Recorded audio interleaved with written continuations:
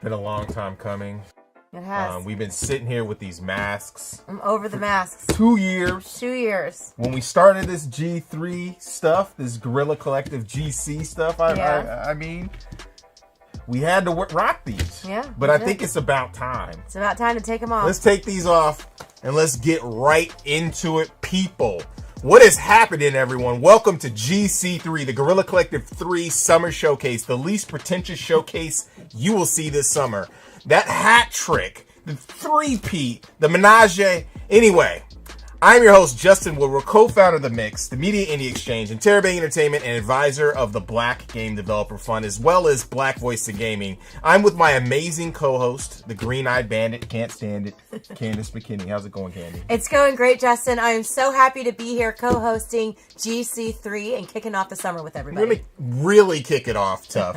The Guerrilla Collective was created because everything was fragmented in terms of the press and event organization during the zombie apocalypse of 2020. So we decided to come together, organize, and deploy showcases with our fellow independent hustlers in the game industry, and add some flavor and style to the industry to give folks a creative jolt during the chaos that was ensuing. The Guerrilla Collective's main message is unity. We are carrying on the tradition of organization with these showcases with leading game studios, publishers, and industry leaders independently to share announcements, gameplay reveals, updates, and drops from studios of all sizes direct to everyone watching worldwide. So this week, we started Black Voices in Gaming, and today we will blow things up with GC3, showcasing a wide range of games, and then we'll hand it off to our friends over at Wholesome Games for their Wholesome Direct showcase. Later on this week, we'll have the GC 3.5, where we're going to share some fresh games that are crispy and lit. They're going to be mad, crispy, but not burnt. Before we get started, we have to give a huge shout out to our sponsors, PlayStation, Razer, Astro Gaming, Tencent, our fellow devs and publishers, 11-Bit Acapora, All In Games, Assemble Entertainment, Aurora Punks, Freedom, Graffiti, Gravity Games, Arise, HeroCraft, Modern Wolf, Raw Fury, Tiny Build, Wire Productions. Also, salute to the developers who played a role in the showcase. They have contributed their games and resources to make this possible. And once again, you guys, we've teamed up with the fine folks at Valve to showcase our stream on their platform in order to support the devs. Be sure to check out the Guerrilla Collective 3 event page on Steam, where you can learn more about the games, buy games that are available now, or add them to your wish list for the games that haven't been released yet. These wish lists really help the devs, so let's do it. Definitely check out the wish lists. Support the devs. They will love it. Shout out to our broadcasting partners for supporting the showcase and the developers on the stream, Twitch, Steam, IGN, of course, GameSpot. We are trying something out new this time around. We're going to be doing key drops through QR codes randomly during the showcase. So please have your phones ready to grab some codes from the Guerrilla Collective GC3. Also, let's say hello to our Mixed Master Guerrilla Squad partners who are co-streaming today. You all are amazing. Be sure to check out all of the great reactions and commentary from them.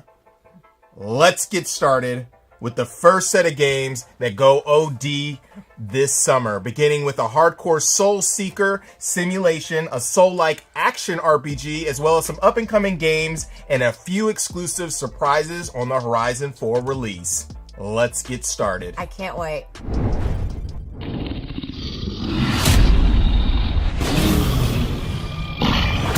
All squads report in. Helos ready for takeoff. Mayday, we've been hit.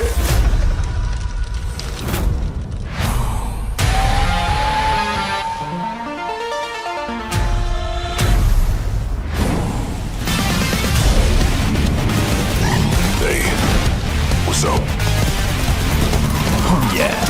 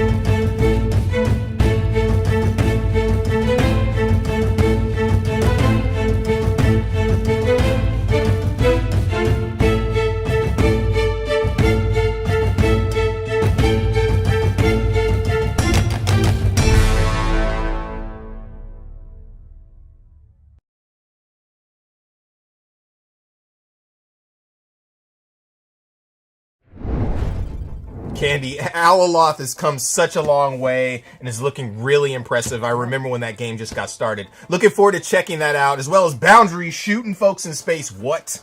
Coming up next, we're going to get serious with some games that may scare you a little, and then transition to some more narrative-driven situations that might make you contemplate life. We got a full roller coaster of emotions coming up. Let's go. Let's go.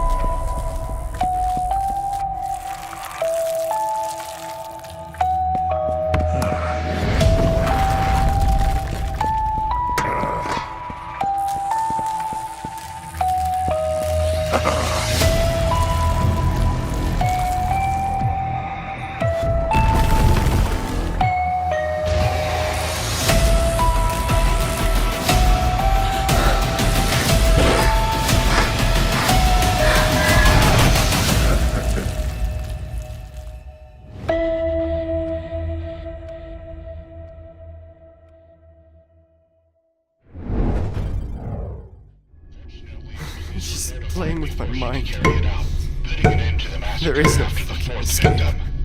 It is still unknown if she was under the influence of any drugs, or if it was actually a witchcraft ritual as indicated by the evidence found at the scene.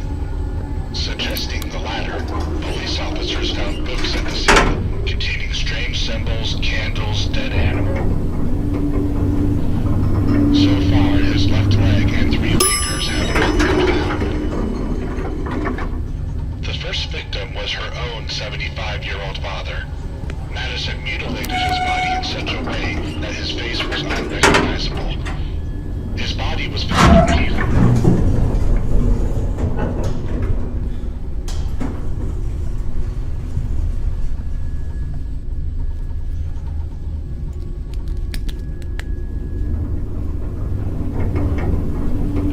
Hours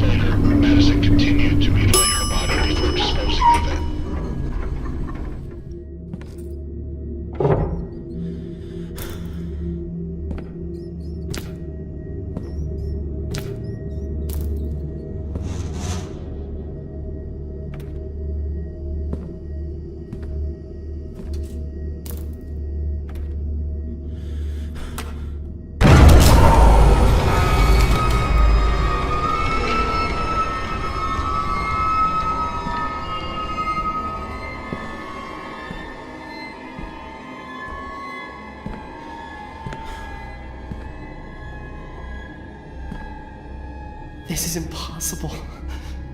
This place didn't look like this a second ago.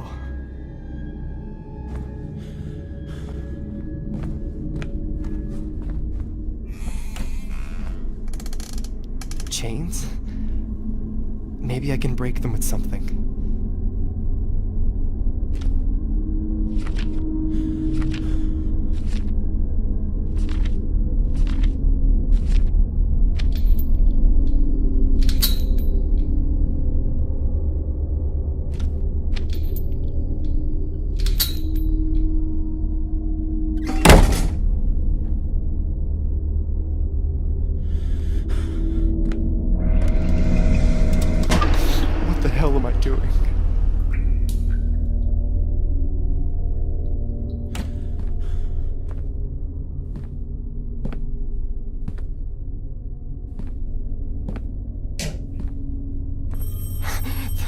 The doorbell.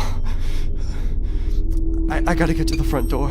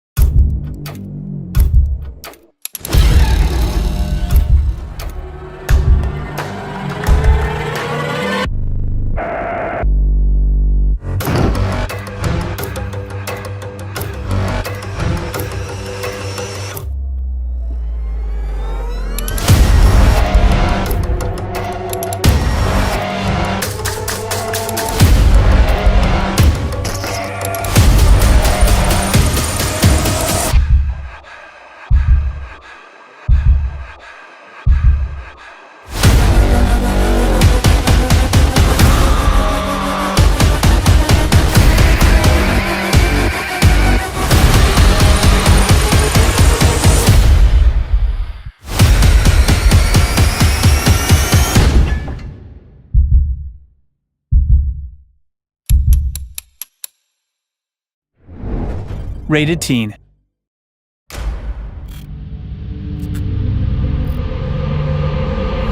Walter?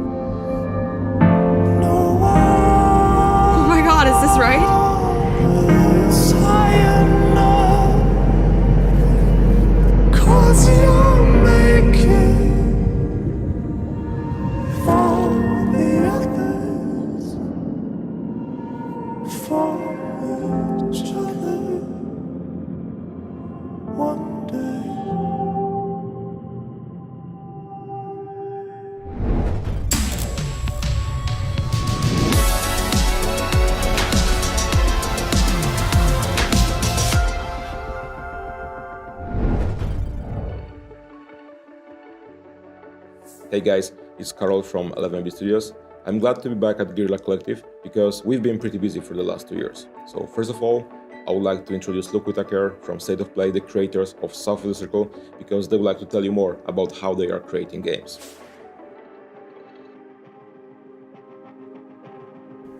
I'm Luke Whitaker. I'm creative director of State of Play. We made South of the Circle, which is a narrative adventure game set in Antarctica in the 1960s.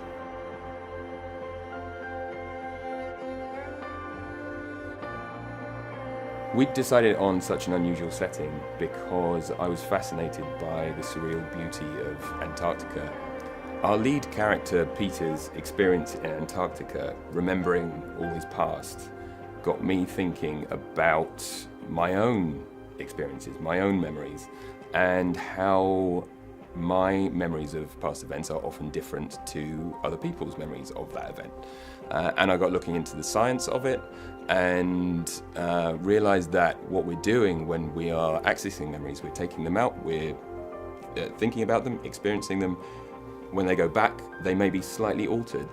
And so over a period of time, we may have completely different memories of an event. And maybe we have a family member who has been telling the same story for 20 years, and it's now very different to the first story they told. We wanted to tell the story about power and the individual and how these big powers can affect our lives. But the more we worked on this story, the more it became apparent this was a story about the individual and the individual choices we make. And we realized the most interesting thing and the most important thing in our lives are all those small emotional decisions we make and the promises we make in life. Yeah, I want to make people think and feel something. And in South of the Circle, we look at what are the far-reaching consequences of your childhood. And this is why I think video games are a fascinating medium. South of the Circle was a very emotional game to create. It's an emotional game to play, and soon you'll be able to experience this for yourself on consoles and PC. South of the Circle is the future for us, but it doesn't mean we forget about our past. For me, as one of the creators, it's hard to believe that it's been almost 8 years since the release of this War of Mine, and we've been pretty busy during that time. So let me introduce Paweł Michowski, who will tell you more about it.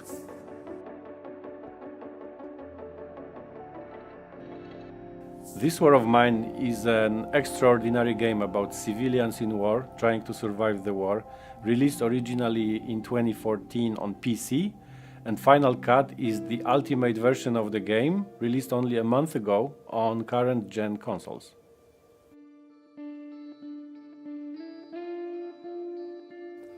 The game is special on many layers. It speaks about human dignity in very inhuman times. Imagine being put in a war-torn city where you have to deal with lack of everything: food, medication, treatment, dealing with constant danger. In such horrible times, it takes a lot of cost and heavy effort to stay human, and this War of Mine speaks exactly about it. This War of Mine Final Cut has got a lot of content comparing to the old-gen version, a content unavailable in that one. New civilians, new scenarios, new locations, so practically the game is a few times bigger comparing to the old one. And I need to stress out that in the game there is no tutorial, and you may ask why. It's simple, because in war no one would tell you how to survive.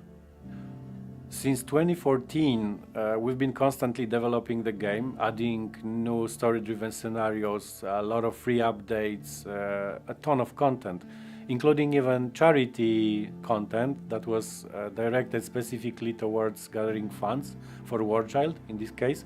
And lately we've organized donation for Ukrainian Red Cross just by selling the game, and we amounted $1 million almost.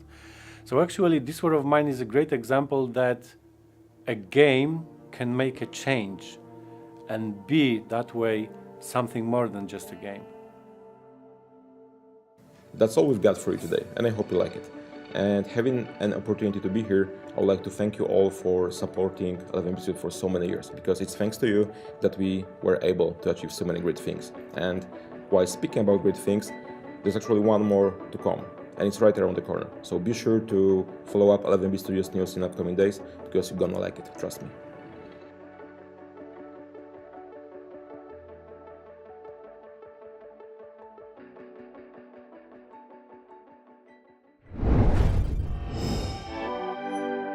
Hello, I'm Jörg Tittel, and I'm the writer and director of The Last Worker, a first-person narrative adventure centered around our struggle in an increasingly automated world. I'm Ryan Bousfield, I run Wolf and Wood, and we're bringing The Last Worker to PC, console, and VR platforms in 2022. The Last Worker puts you into the body, the mind, and the seat of Kurt, the last human worker at Youngle Fulfillment Center 1, the largest such facility on Earth, the size of the sunken city of Manhattan. And you've been there for 25 years, you've never made a single mistake, which is why you still have your job, and that's why everyone else has lost theirs. It's easy to marvel at the wonders of Youngle, but remember, here at Youngle, time waits for no man. You can say that again. It's easy to marvel at the wonders of Youngle. Stop. But of course you're not entirely alone in the game. There's Skew, your only friend and cobot, played by Jason Isaacs, who you might know from Harry Potter, Star Trek Discovery, Death of Stalin, Olafur Dar Olafsson, Zelda Williams, David Hewlett, Claire Hope Ashity, and Tommy Earl Jenkins. We've got an incredible cast. This area should be off limits. At Youngle, there are no limits. So you start out doing the day-to-day work of Kurt, dispatching products, you're keeping up with the robots. But obviously this is not a work simulator. You're soon contacted by a group of activists called Spear. They want you to kind of delve deeper into the facility. They want you to take on this espionage, we're calling kind of stealth light gameplay, where you do have to go to these zones where you're not supposed to be. And so you've got to delve deeper, picking up tools and weapons later on to access these areas. So you're always going to have that push and pull between the activists and Kurt's pride in his day-to-day job. Don't worry, she won't hurt you. Again, right? Hoverbird? I can't promise anything. It's a story and world rich with drama and even the occasional moments of horror and a lot of comedy as well. Because it's important for us to build a world that you actually want to inhabit. We wanted to make something that is crafted with love and full of color. We have been working with Nick McMahon, the incredible comics legend and co-creator of Judge Dredd, on designing these characters in the world with him. And I hope you will enjoy the very unique look of our game. At Youngle, nothing. The game is packed with so many surprises and crazy cool moments. We just cannot wait for you to play it later this year.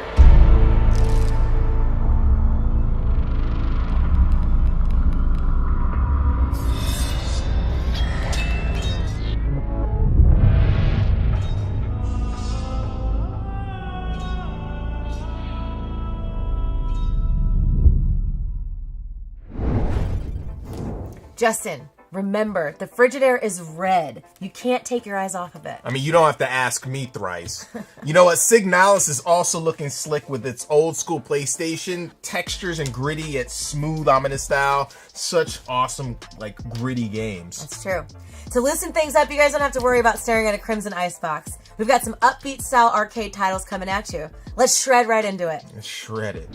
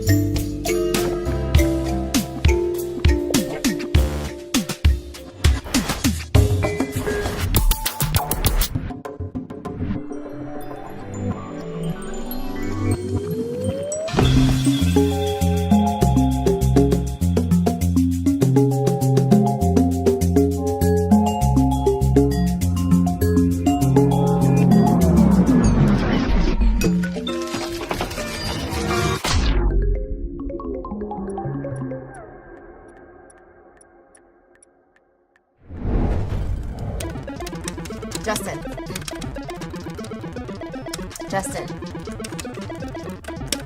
Justin! What? I'm trying to play Witch and Whiz here. What Candy? Please put down the handheld. I have a really special surprise for you. Okay, you have my undivided attention now. Good. Because next up, we're going to go back to the future and share some neo-retro games, soon-to-be classics, that give you that old-school funk, that give you that feeling. We're going to start out with our favorite Heroes in a Half Shell, see what's happening with the Kickstarter Symphony of the Night indie South Darling, and much more. This better be good. Oh, it will be.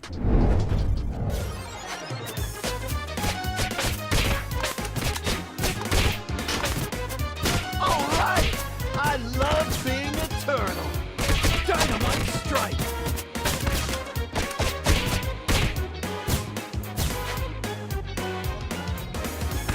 Special delivery! Here's our chance. Dynamite strike!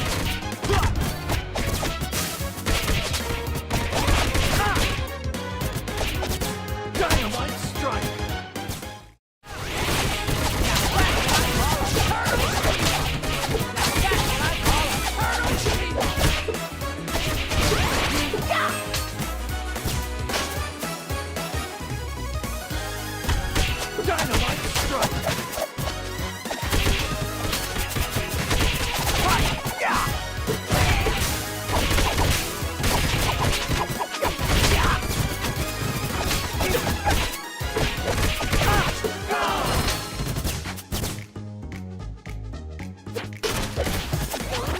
It would be unwise to underestimate my old rat.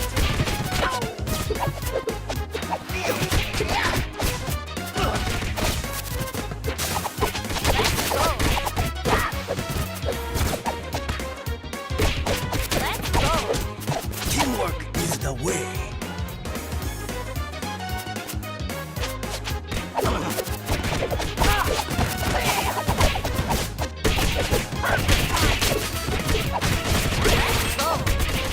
Dynamite strike!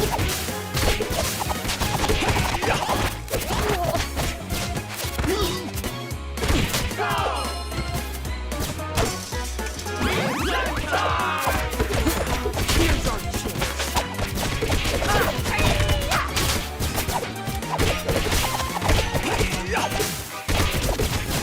Teamwork is the way.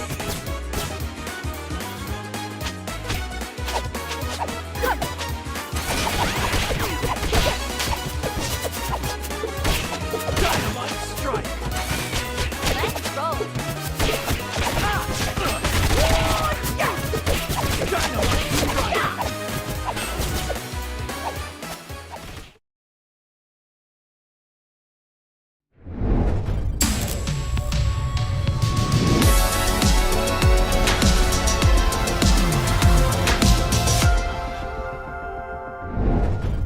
The dragon stirs in the void, and an empire trembles. The rule of the Magi Lords is failing. Where now shall we place our faith? In the low cunning of the sellswords? Or in the golden dead to whom we offer prayers? Certainly not in the foul magical praxis of witches and lay sorcerers. No. This is our punishment. We woke the dragon. And for us, there is no salvation.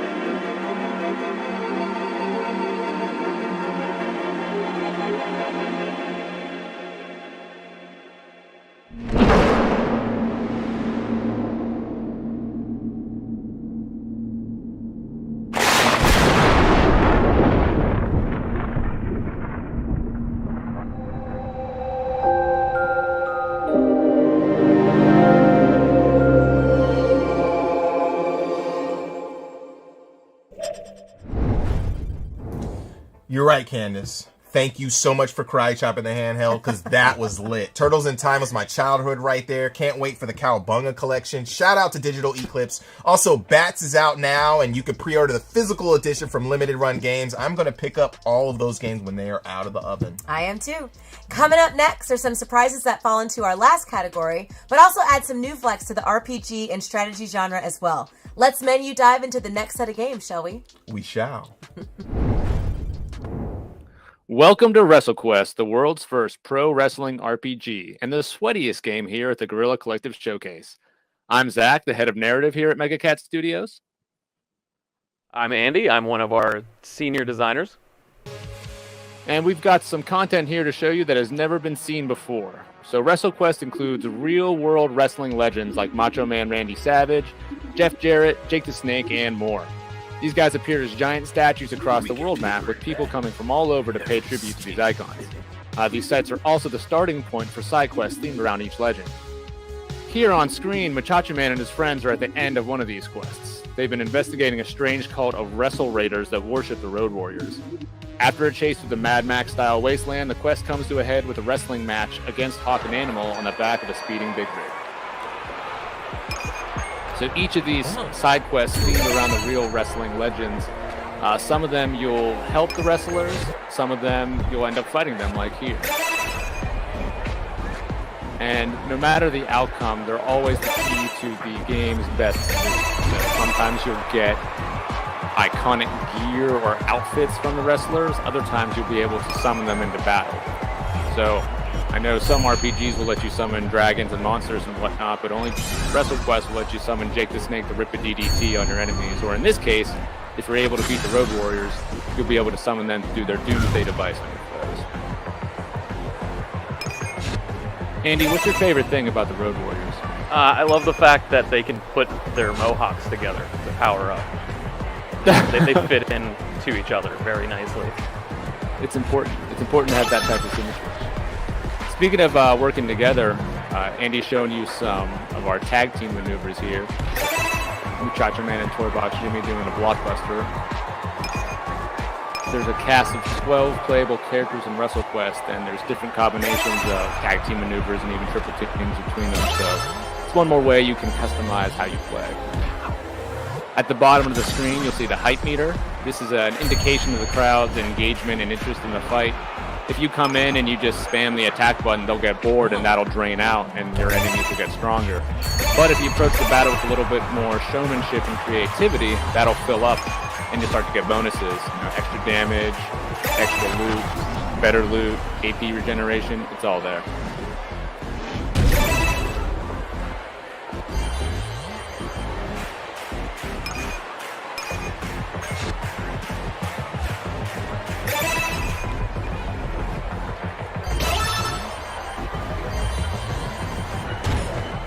There's over 20 wrestling legends to see in WrestleQuest, so we'll be excited for you to check them all out when the game releases later this year. Thanks for checking it out, guys.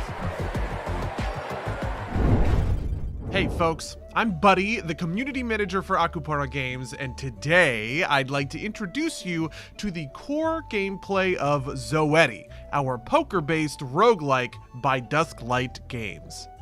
In Zoetti, you've got all the ingredients that make a core roguelike experience. You play as one of a few different characters with their own unique play styles, as, you fight your way through a number of battles before facing off against a boss. And every time you win a fight, you get a reward. You get more powerful before you face tougher challenges.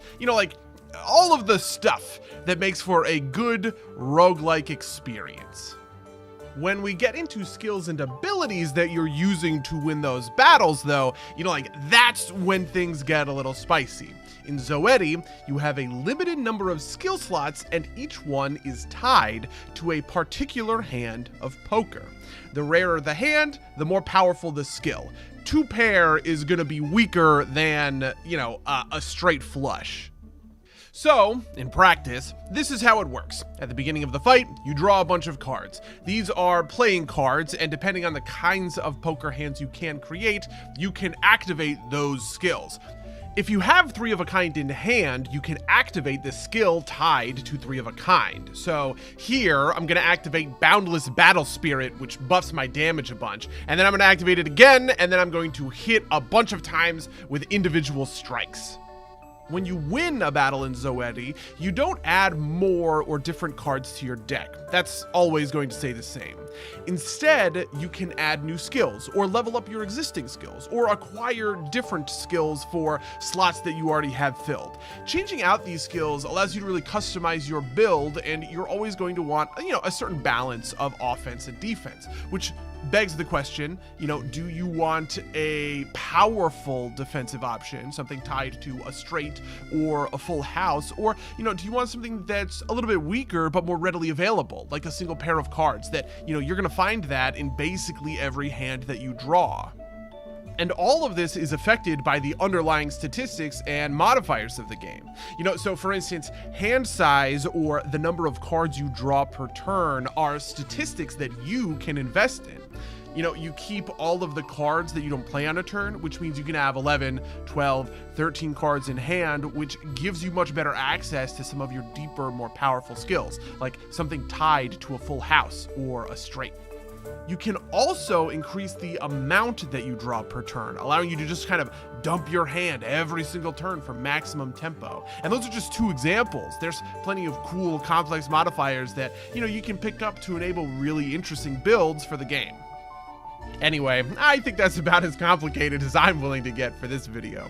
For now, if you want to learn more about Zoetti, I'd recommend wishlisting us on Steam, since I'm going to be really showing off some of the deeper, more complex mechanics in the not-too-distant future. And, that's probably the best way to keep on top of things. I hope you have a really good time checking out the awesome titles at the Guerrilla Collective, and, otherwise, I wish you the best of luck in your travels. Cheers.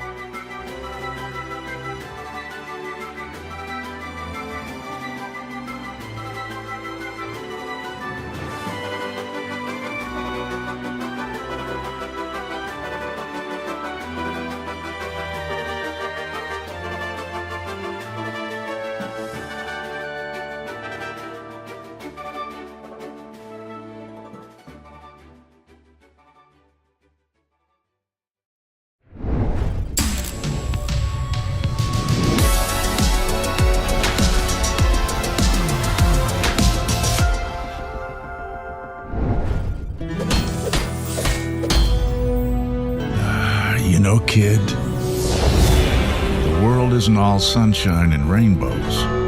If you want to be a hero here, just being good isn't enough. Because this world is ruled by greed, and greed is exactly what you need here.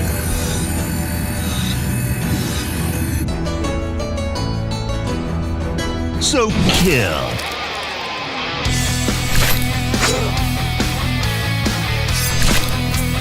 And blow up.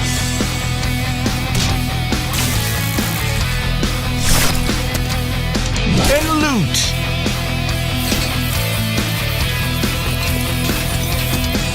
Anyone who stands in your way on the path to greatness.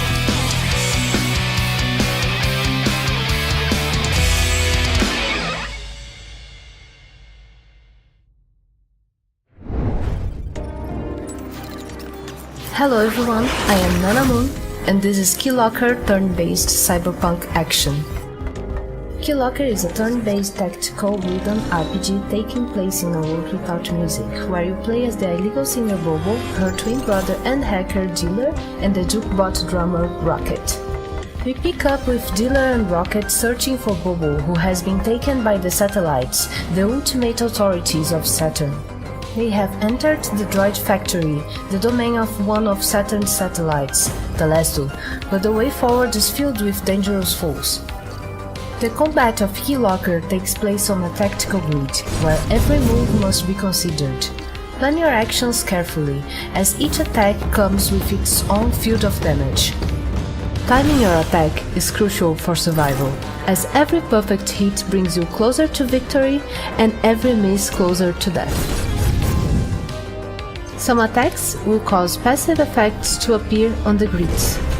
By using the plug modifier, the fabricant has spawned an electrical field on one of the tiles, recharging his EP every turn. Unfortunately, his life points are too low to take advantage of this strategic position.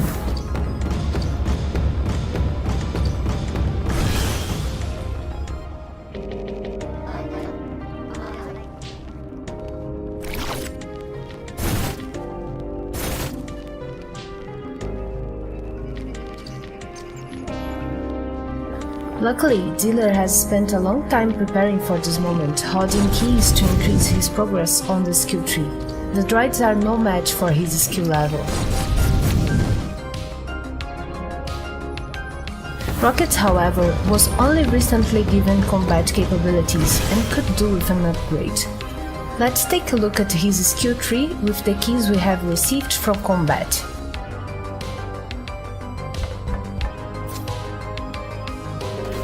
The skill tree has 2 branches available, and each different class gets an unique one. You start at the top using keys to level up the talents until it unlocks the next one below it. Talents will increase your stats, let you add unique modifiers to attacks, add passive abilities, or unlock new gear for use. Progressing far enough down the skill tree will even let you cross your skill tree with another class, creating hybrid classes. More on that in the future.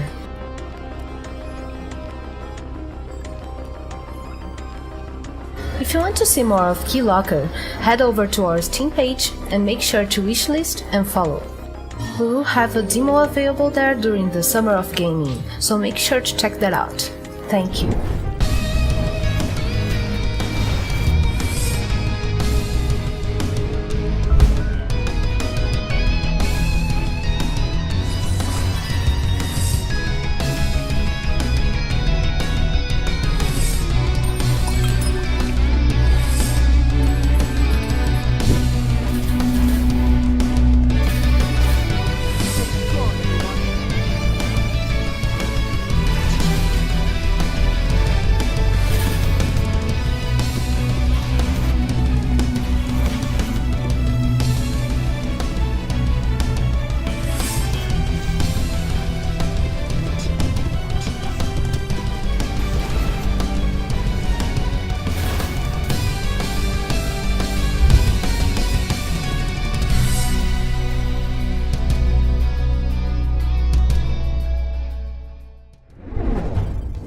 Wow, Justin, WrestleQuest looks fantastic. The nostalgia of those pixels brings me right back to playing Royal Rumble with my brother on the Genesis. I feel you. It also brings me back to some trauma. Trauma? Trauma, yeah. You know, my brother recorded over all of my high school cheerleading VHS tapes with episodes of Monday Night Raw. That is so ridiculous. It did, and it gave me a really bad relationship with wrestling, but there's something about WrestleQuest that's making me second guess that, and I feel like I should really let all of this go. You definitely should make that happen. You know what, Joey? I love you, and I forgive you. Now I can move on with my life. Great breakthrough, Candace. And now that that's all over, we can move on with our lives and the rest of the show. Candy, how can we support these devs and their games? By the Steam event page, Justin. So everybody, be sure to check out the Guerrilla Collective 3 event page on Steam. Definitely support the devs, check out their games, wishlist them, and all that jazz for sure. Okay, kids, it's GC3 key time. Here's the QR code. Take a picture of it for some of your favorite awesome Guerrilla Collective games from the developers and publishers representing the GC.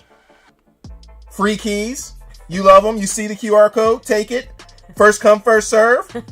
Boom. Up next on GC3, it is time for some action. We're going to share some indie titles that represent tough in the action adventure department. So let's go. Hello everyone, I'm Giacomo Masi, Narrative Director at Wholesome Games, and I'm here to present to you our latest work, Batora Lost Haven, which will launch this fall. Batora is a narrative action RPG where Avril, our protagonist, will have to face a cosmic journey and use her powers to save who and what she loves, making many significant choices that will change the destiny of the whole universe. Avril's journey will take her to 4 different worlds, each representing one of the natural elements. The one we are seeing right now is Wab, the planet of air, which is composed of 5 completely different areas that will feature a scorching desert, this eerie mountain, a mystical river infested by evil spirits, and so much more. We've had a lot of fun creating intriguing characters with their own cultures and customs, alongside with colorful and vibrant environments that you'll get to explore in details thanks to an in-game zone.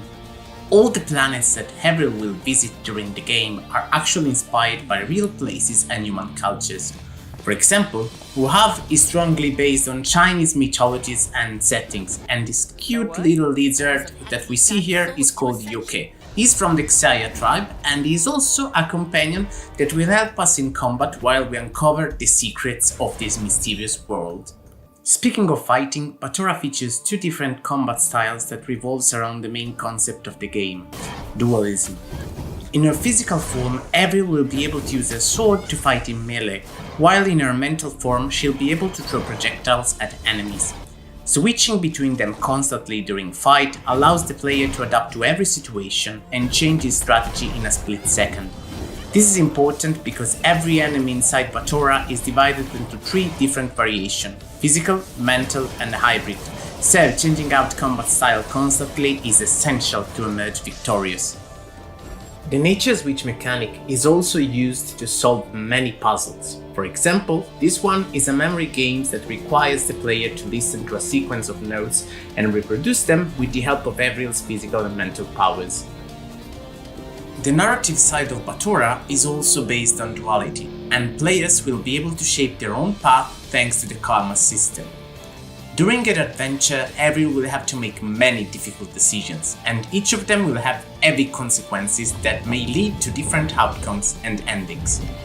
So, are you ready to meet fascinating creatures, explore mysterious planets, and discover where your decisions will take you? Batora Lost Haven is coming on PC and consoles this fall. Don't miss any of the news and surprises related to Batora. Wishlist it right now on Steam.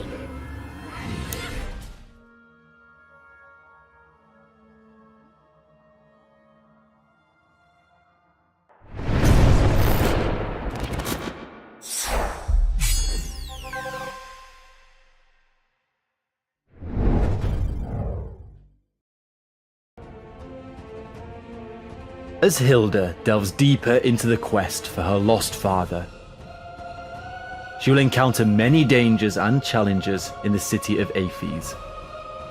Let us introduce you to one of the main adversaries that Hilda will have to confront, Eulalia, the Prey.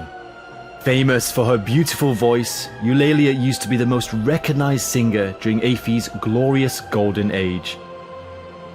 But, like so many others, Eulalia would fall victim to the curse that spread across the city 1,000 years ago. The famine brought on by the Asterigos changed her into something else. She turned to an evil cult, the Ethras, and dedicated herself to it. becoming a symbol by using her reputation and voice to lure more people to join the cult.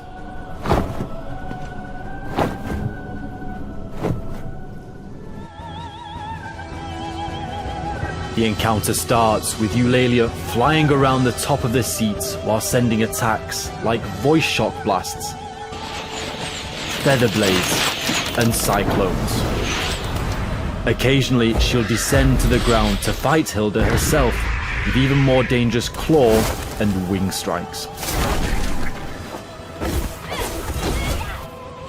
After some back and forth fights, Eulalia would fly to the sky and use her voice and feather blades to attack Hilda again. And this time, she even calls upon several harpy minions to assist her. During this phase, Hilda must fight the minions while watching out for Eulalia's deadly attacks from above. Once Hilda has dealt with the minions, Eulalia will land again, and this time with despair as she will cause feather storms to swoop around the amphitheater. This is when the battle culminates. The feather storms will continually fire sharp blades as Hilda cautiously counters Eulalia's onslaught in close combat. In the end, only the strongest will survive.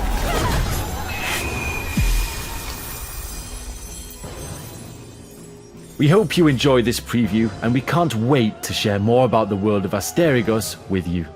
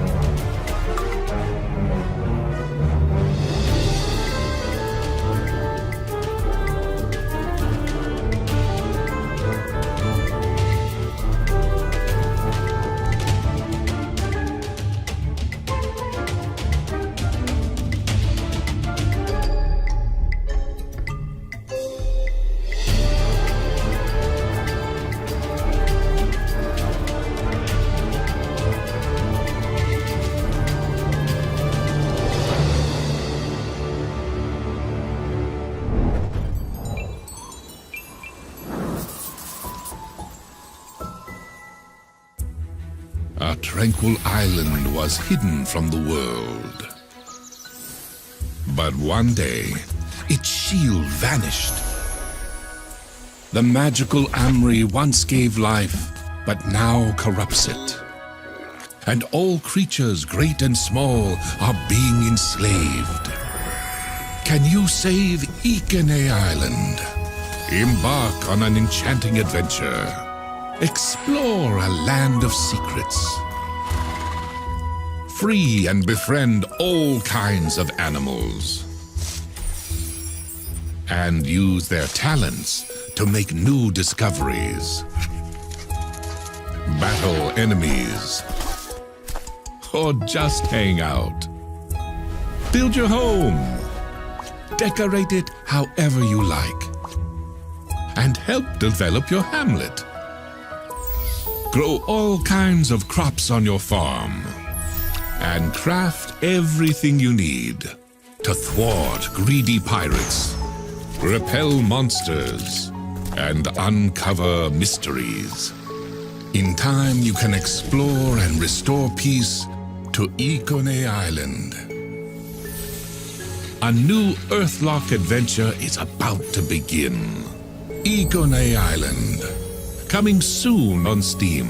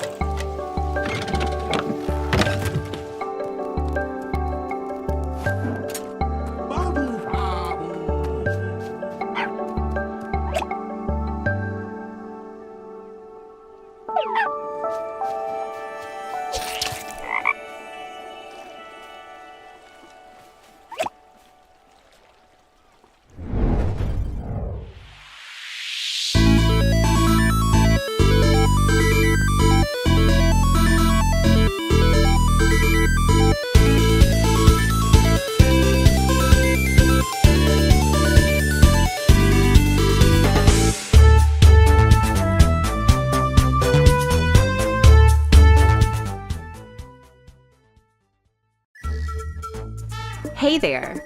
Don't you love a fun, upbeat platformer? In Frogan, you take control of Renata, daughter of world-famous archaeologists and inventors. They didn't allow her to accompany them to the dangerous ruins of the Temple of Beelzebub, and now, with the help of her trusty Frogan, she must save them and prove that she's a capable explorer too. Jump, zipline, grab, and throw.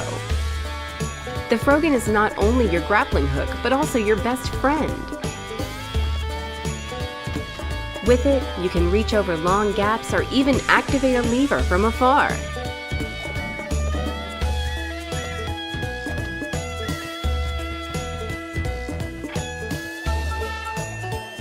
Face off against big bug bosses that serve as the guardians between areas. They may look charming, but they're powerful foes.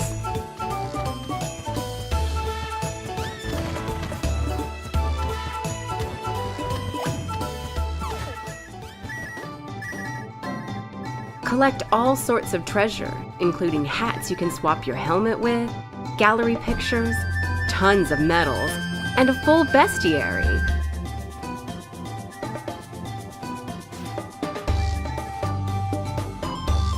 Be on the lookout for Jake. He's a young treasure hunter who'll stop at nothing to get to the treasure before Renata. Whenever you find him, the race is on. Look around for hidden treasure and alternate paths because every level is full of surprises and optional objectives.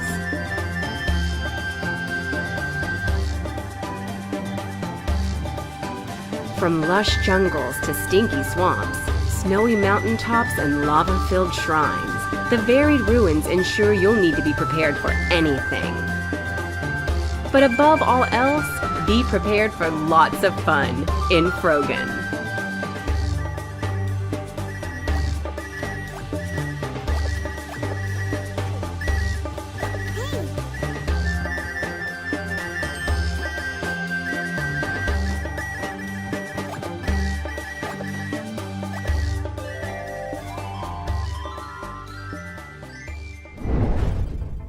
I am loving all of the frog games hopping around. Frog Gun and A Time on Frog Island. Animal. Oh my god. Ridiculous and amazing premises.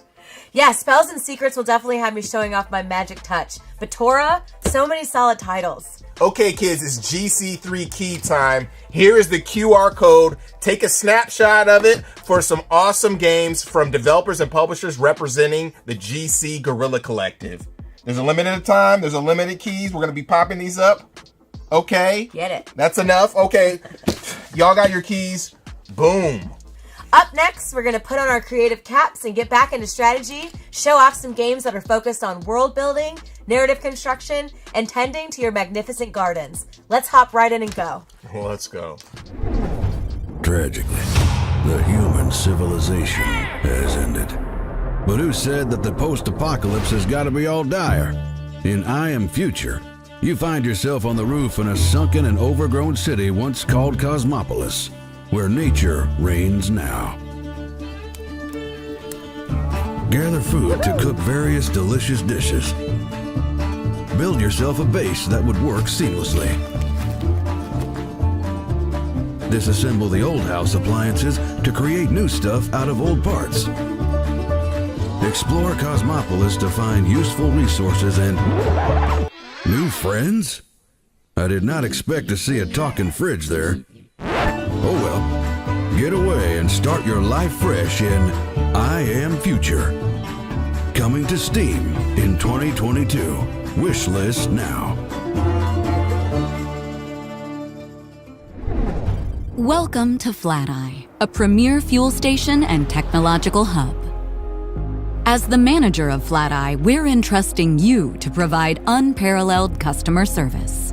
Let's explore the various modules you'll be tasked with to outfit your station. You'll be able to unlock the new technologies through the profits you earn with excellent customer service, so be attentive. At the start, your module list will be limited, but each new unit placed opens up new menus of possibilities. Take this toilet module you've installed. Thanks to your diligent work stocking shelves and promptly dealing with customer purchases, you now have enough to upgrade it to a smart toilet. We can tell so much by analyzing whatever's going down the drain. With this data, we can now safely open a doctor booth to provide sound medical advice to patrons so they can have their illnesses diagnosed and treated with further iLife branded medical modules. In essence, you have the most important job in the world. Flat-Eye, making decisions for the benefit of everyone.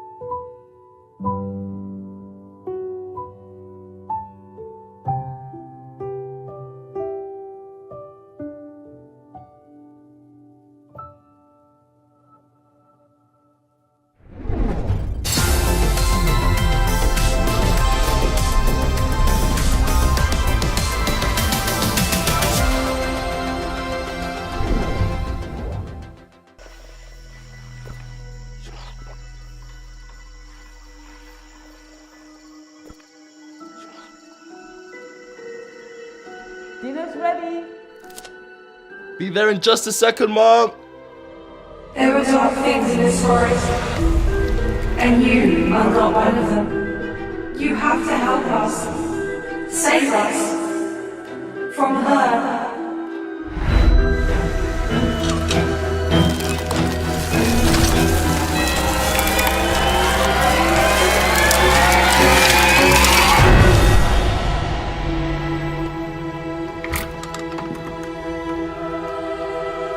Honey?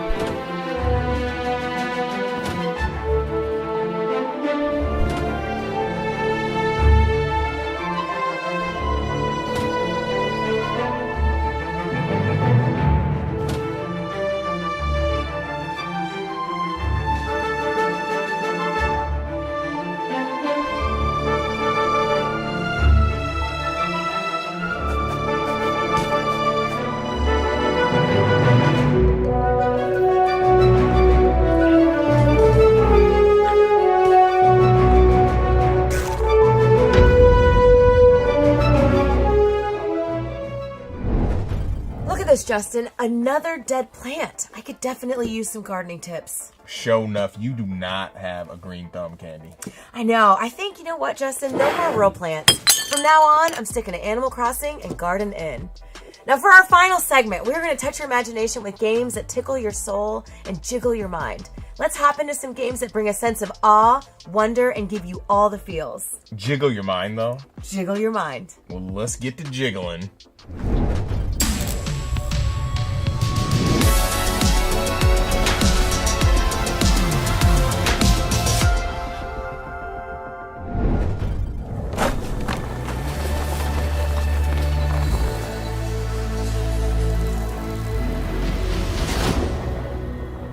It was a hot, sunny day.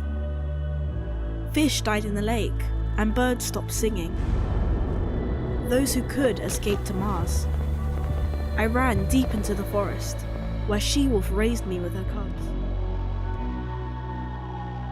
Many moons later, you returned. You hunted and played golf. One day, I found one of you dead, so I put his helmet on. Radio Nostalgia from Mars. Greetings, all you Martians out there. It's time for another round of Radio Nostalgia from Mars. Blue skies, warm days, the long-lost summers of our past on Earth. Will we ever return? Stay tuned for more on that.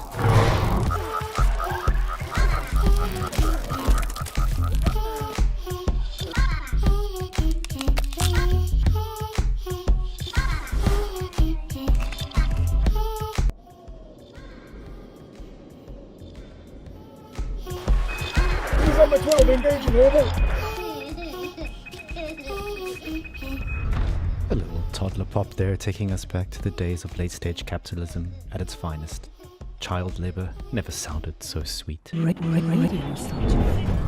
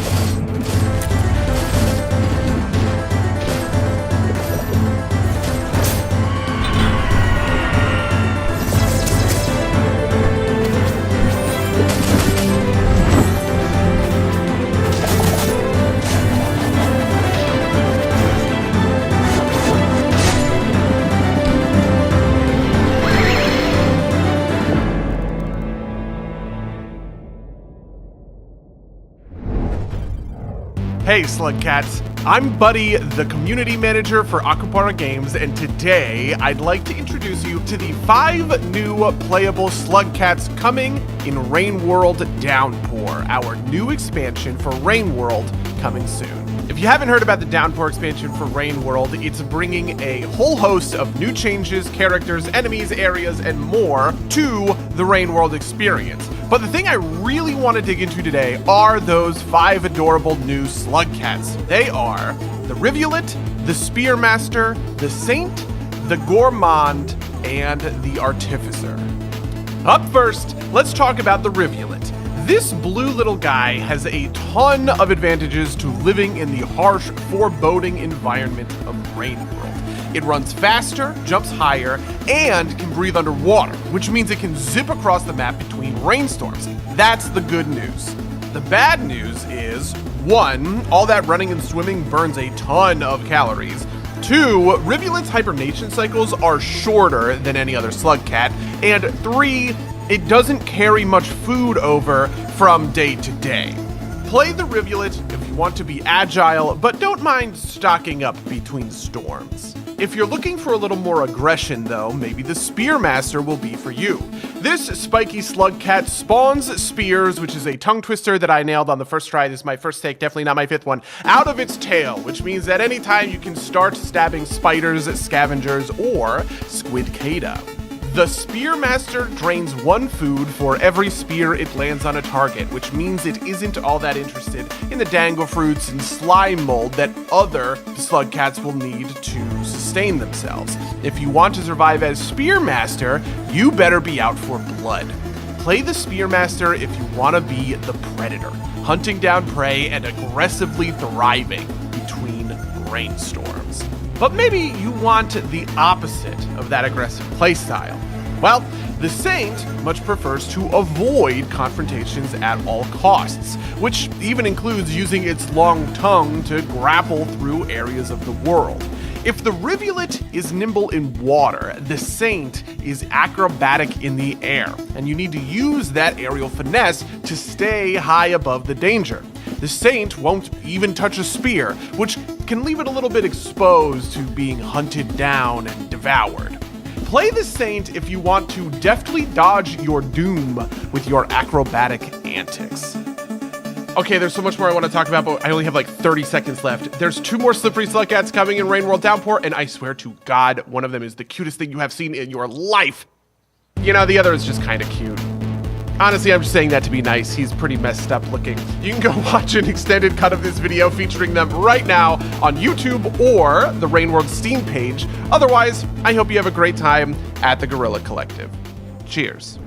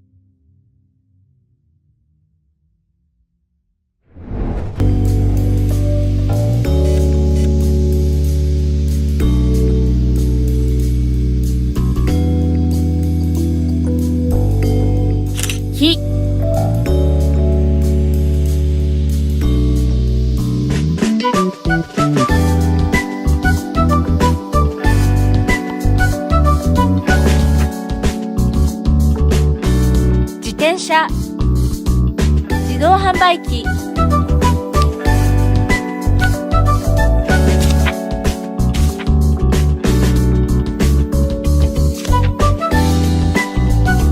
おはよようございます。こんばんは。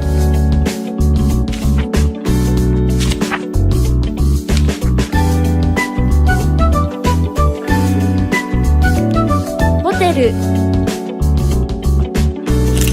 寿司屋、果物、スケートボード、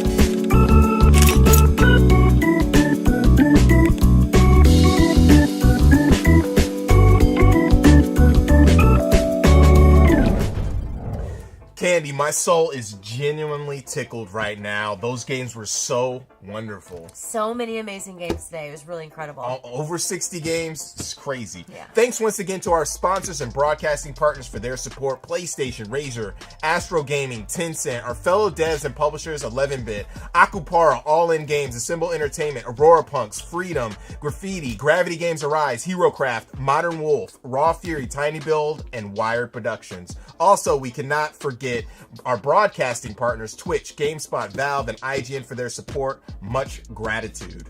You guys, a final reminder to be sure to check out the Guerrilla Collective event page on Steam. Definitely check out those games, wishlist the games, and support them on every platform. Huge shout out and thanks to Wilmer Sound. We are here in Berkeley, California in the awesome studio, and the scrappy, illustrious mix team as well as AV Society.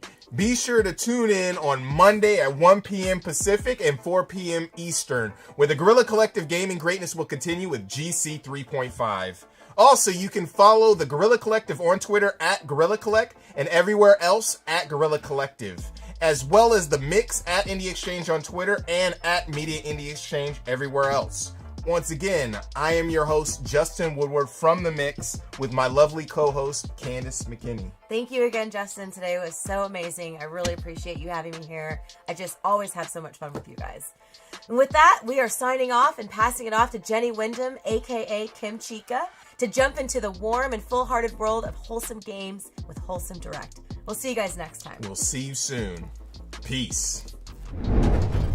Hey everyone, and thank you so much, Candy. A huge congratulations to all of the developers and to the Guerrilla Collective team for an incredible way to jumpstart today's festivities. My name is Jenny Wyndham, and I'm with the Wholesome Games organizing team, and I'm excited to let you know that the fun does not stop here. We are going to be coming right up next with this year's Wholesome Direct Showcase, an event highlighting titles that are uplifting, cozy, and compassionate. So grab a snack, go take a quick stretch break, and make sure you stick around because we have lots of games to show you, and they're coming right up.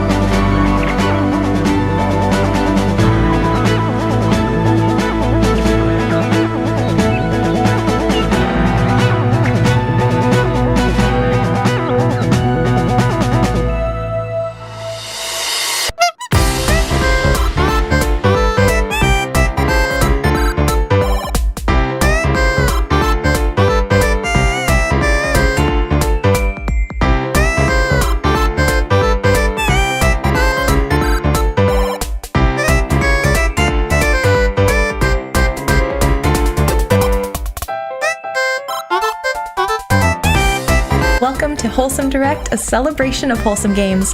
I'm Jenny Wyndham, and I'm joined by my wonderful co-hosts Mary Kish and Josh Boykin. Sit back and relax as we show you exclusive footage and announcements from nearly 100 Wholesome games. And don't forget, if you see any games that you love, you're going to want to go to wholesomegames.com. That way you can learn more about them, and you can find out how to support those devs. All right, let's get started. The wasteland is a desolate place, devoid of life, until the first turbine is constructed. Rivers flow once more, and nature's heart begins to beat. Then, it's time to recycle and move on. Along the tropical coastline, life thrives anew. Parrots flit beneath the verdant canopy, while fish frolic in the abundant coral reefs. A paradise of biodiversity. Even in the most inhospitable of places, life finds a way.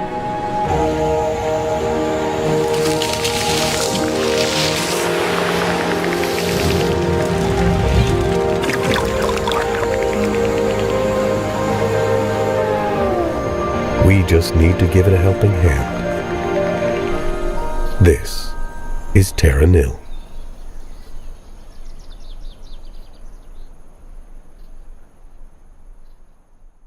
Hello, I'm Eli and I'm one half of the development team for Little Bear Chef, a game about a very small bear in a very large kitchen who's trying to start his own successful restaurant.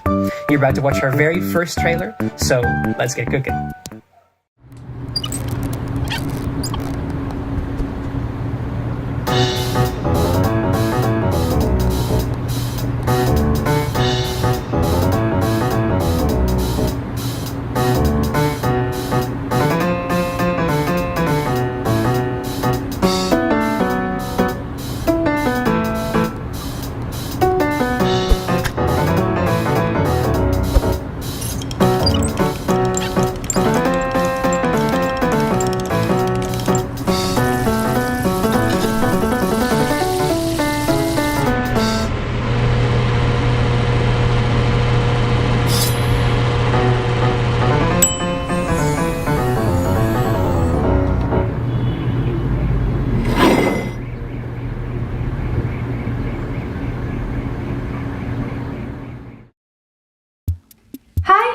Felix, and I'm the composer and co-director of Melodicy. Hey, I'm Rich Cervantes, and I am the sound designer and co-director of Melodicy.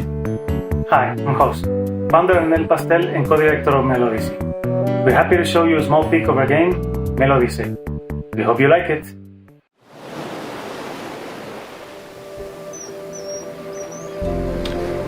In Melodicy, you follow the story of a young kid's journey through beautiful landscapes in search of inspiration. Solve block-moving puzzles, listen to calm music, and discover relaxing ASMR scenes in this stress-free exploration adventure coming next year.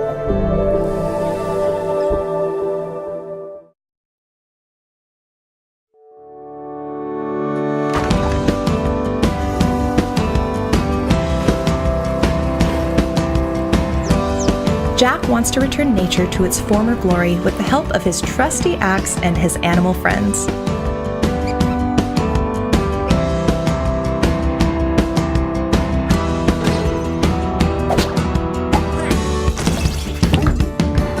Slice through machinery, slap some sense into wasteful humans, and work with wacky woodland critters to thwart the sinister plans of industrial giant Evil Works.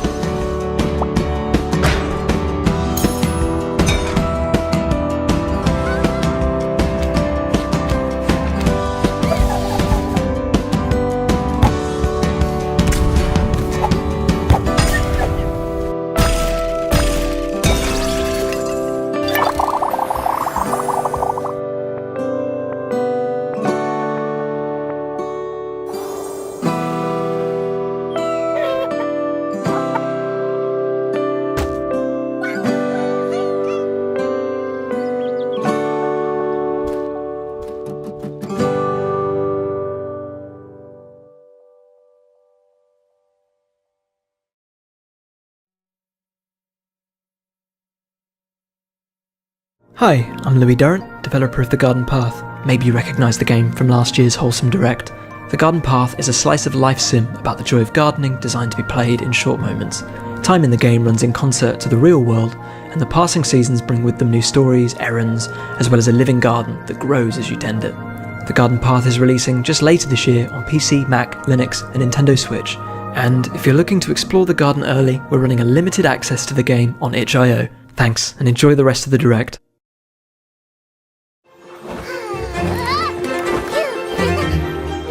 This is Mika and the Witch's Mountain, a relaxing experience where you're an aspiring witch.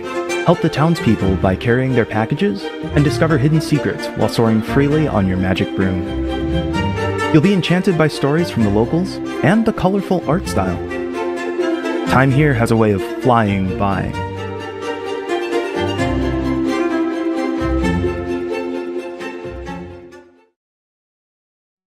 Hey there, I'm Laurent. I'm Colline. And this is Max. We're making 30 birds with a team of friends. There's a new demo on Steam if you want to give it a try. Now, enjoy the trailer. Enjoy, bye-bye. Bye-bye.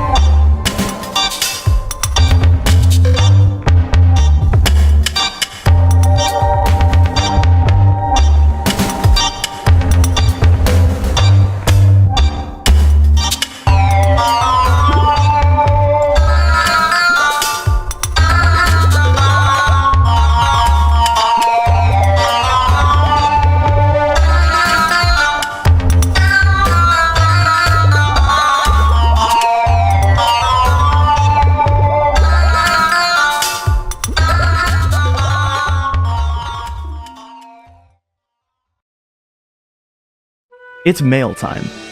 As a newly trained mail scout, put on your pack, grab those letters, and deliver them across Grumblewood Grove. Since its appearance in last year's Wholesome Snag, Mail Time has had a successful Kickstarter, confirmed a Switch port, and is debuting a new area here for the first time.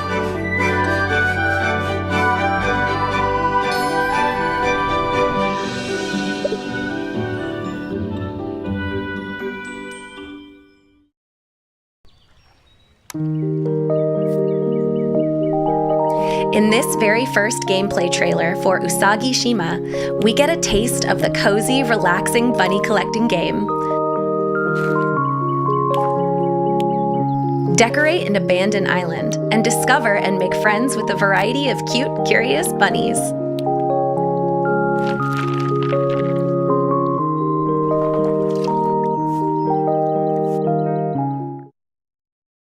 We're just getting started, but I'd like to take a moment to mention our collaboration with the Galaxy Fund.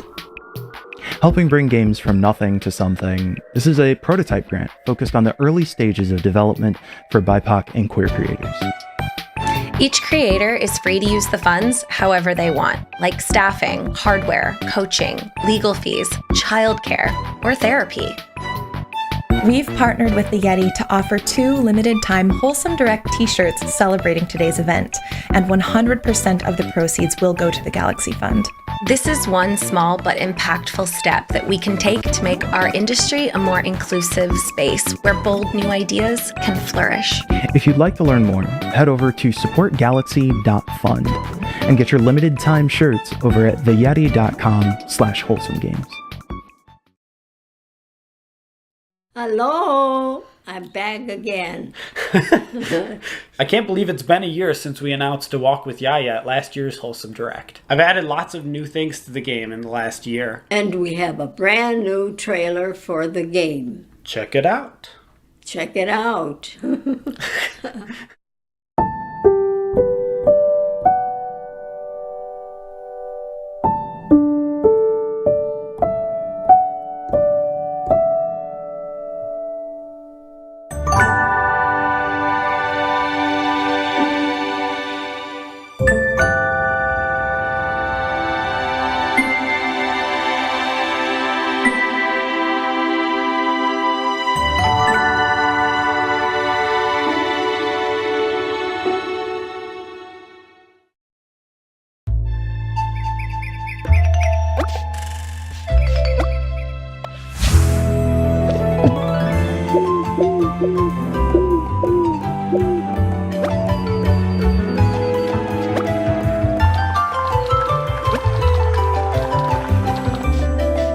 Play as an adorable chicken on an adventure to find the answer to the question, which came first, the chicken or the egg?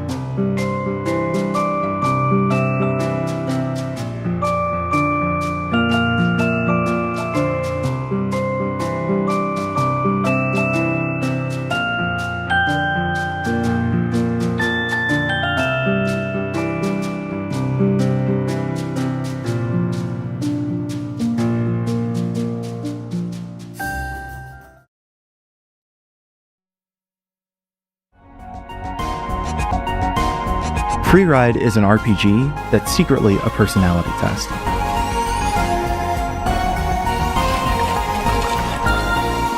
You'll never be judged in terms of good or evil, and you'll never know when you're making decisions.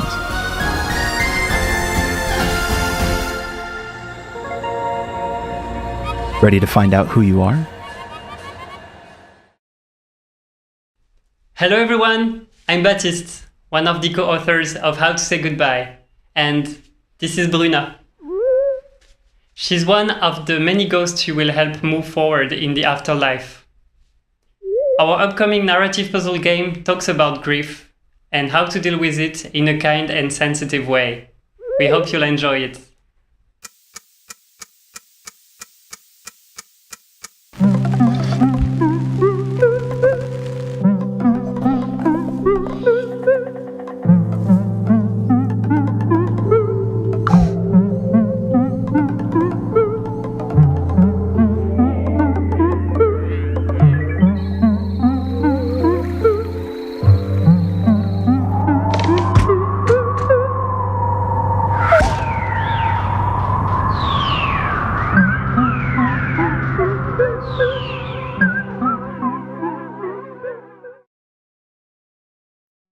You may remember this game from the first ever Wholesome Direct back in 2020. Calico is a silly and sweet day-in-the-life community sim. The new Possum update adds a new and improved cooking game with all sorts of mini-games for the different recipes. There's also wallpaper and rug customization and new farm animals to collect.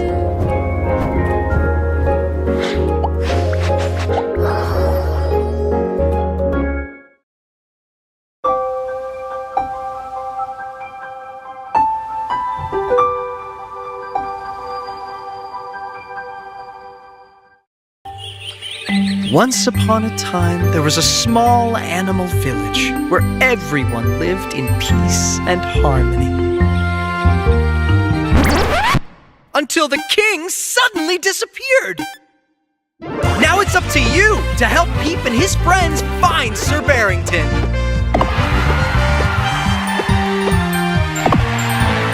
Explore an ever-changing board game-sized world where each playthrough is different. Use your abilities strategically to outplay and defeat foes. Meet cute characters and relax with your friends at the campfire.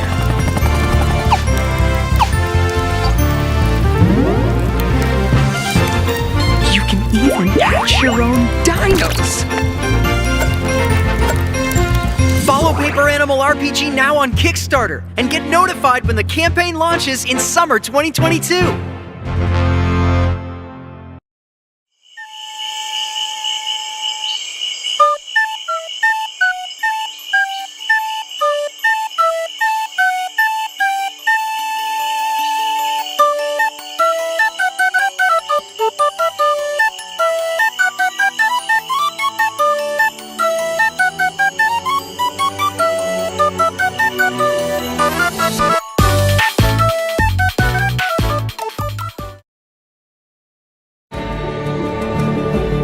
Fall of Porcupine is a unique story adventure about an unhealthy healthcare system. Not only is there a lot to discover in the old hospital, but also in the small town itself.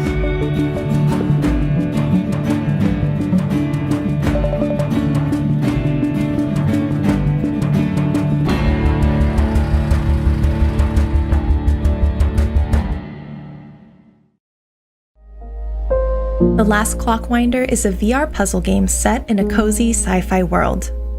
Your mission is to repair the clock tower, an ancient haven for the world's plants and seeds built into the trunk of a colossal tree.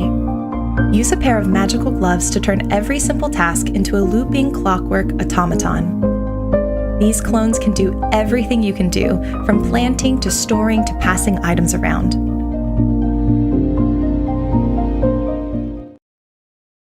Hi, this is Anonymous Penguin Studio, and this is our game Love Verb. You can follow us on Anon Penguin Studio on Twitter for more updates on our release. But until then, goodbye and stay wholesome. In Loveburb, you play as a heartbroken bird ready to dip back into the dating scene. Impress your dates by flirting to the rhythm of the music. Sometimes you'll succeed, sometimes you won't. Sometimes it gets a little awkward. Your goal is to find your one true love, so keep swiping.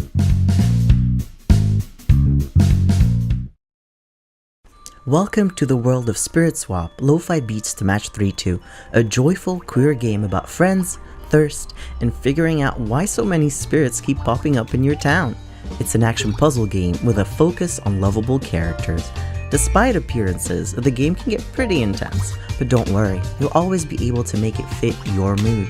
Play the new limited time demo now on Steam, featuring updated art, music, and story moments. And get ready to enjoy the full game in 2023. Thanks for watching!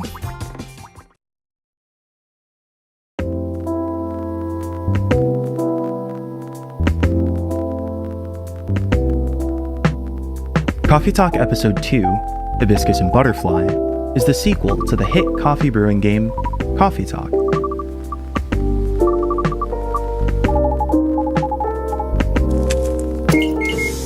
Episode 2 will have new characters, new features, and new drinks to serve to your favorite patrons.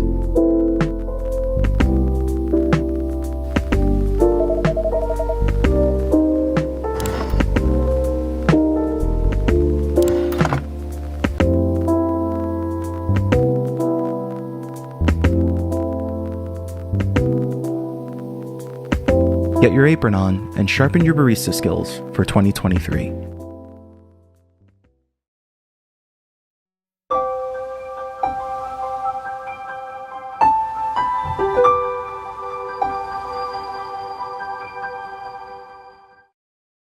Hello and welcome to the musical world of Aurora.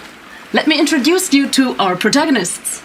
Blue House, Red House, and Yellow House. You can place them wherever you like.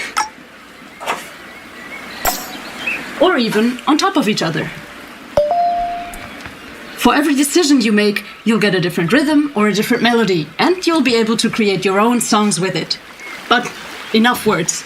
Let's listen to some music. Bye-bye!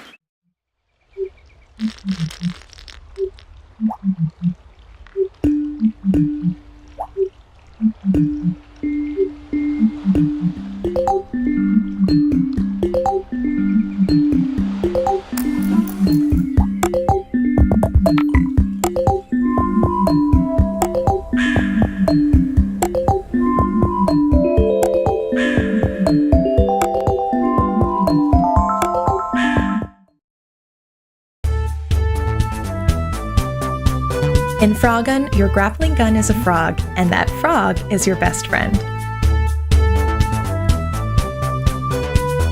Help Renata save her parents in the mysterious ruins.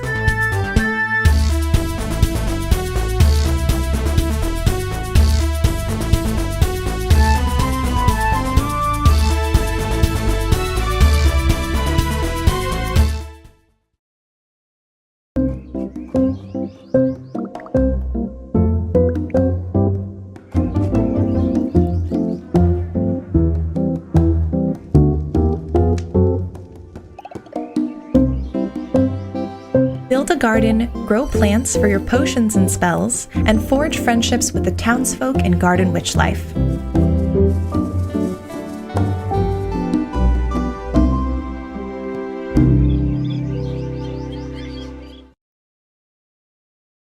Next time on a new episode of Princess Farmer. With the mystery solved, everyone is off to the island for a well-deserved vacation. Now's the time to kick up their feet, relax, and oh, what's that? There's a shell matching tournament?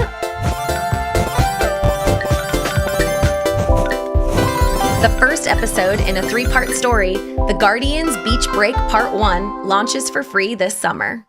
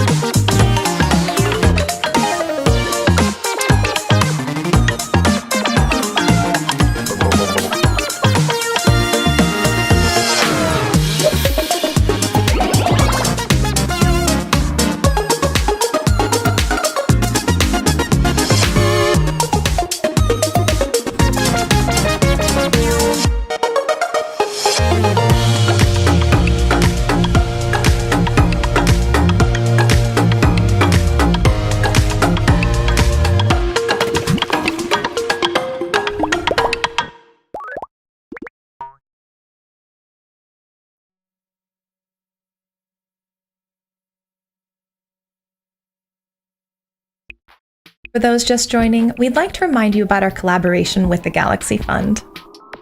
Equity begins at the leadership level, and sometimes those initial barriers are the hardest to overcome. That's where the Galaxy Fund comes in. It's a prototype grant focused on the early stages of development from BIPOC and queer creators. We've partnered with the Yeti to offer 2 limited-time Wholesome Direct t-shirts celebrating today's event, and 100% of the proceeds will go to supporting the Galaxy Fund. This is one small but important step that we can take towards making our industry a more inclusive space where bold new ideas can flourish. If you'd like to learn more, you can visit supportgalaxy.fund and get your limited time t-shirts at theyeti.com/wholesomegames. Hi, we are Smarter Club. Last year we released Teacup, a wholesome adventure game about a tea-loving frog looking for heirs in the forest. This year we're happy to share with you a teaser trailer for our new game Bubblegum Galaxy, a chill building strategy game about rebuilding the universe tile by tile. Please enjoy.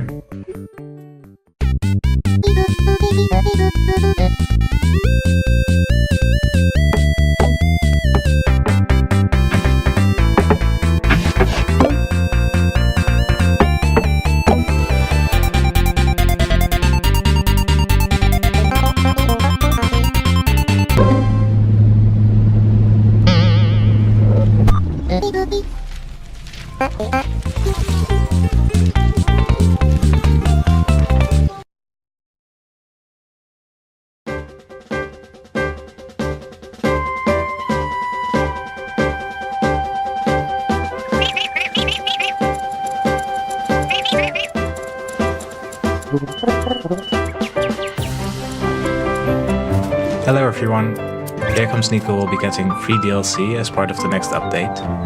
It'll be coming to both PC and Nintendo Switch. We hope you look forward to exploring Gary's Garden soon. Bye bye!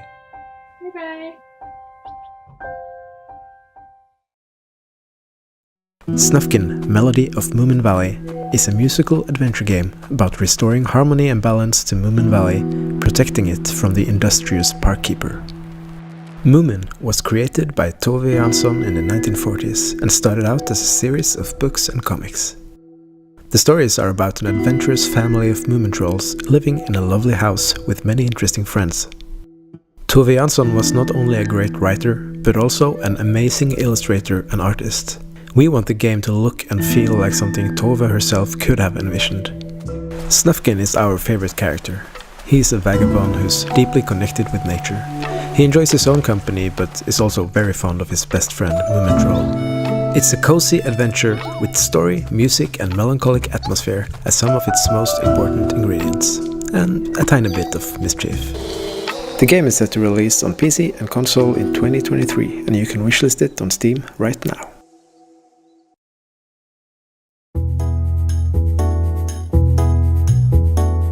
Feed All Monsters is a cute and cozy line puzzle game. Assist a team of delivery workers in their quest to bring tasty food to all the little monsters.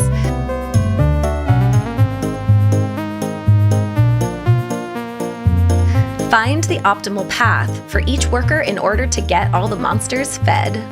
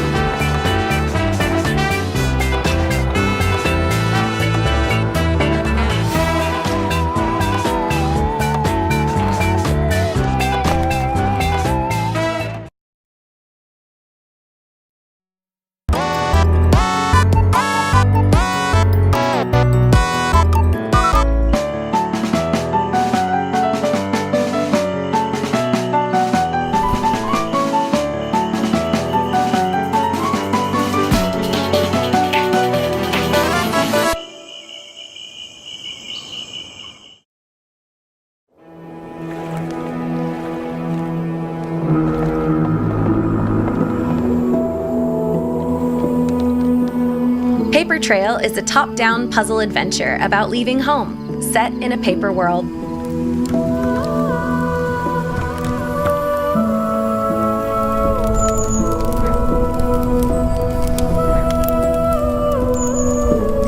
You must fold and tear your way through a diverse, populated paper world.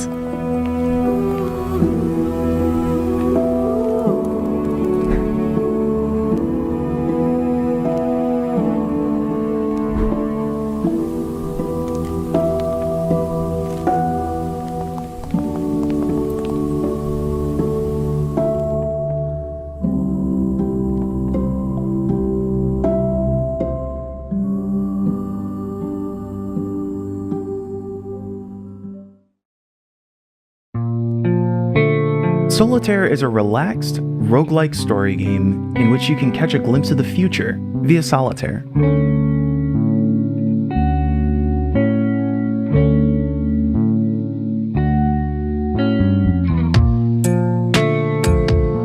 The twist lies in interpreting the card's meaning and which future they foretell.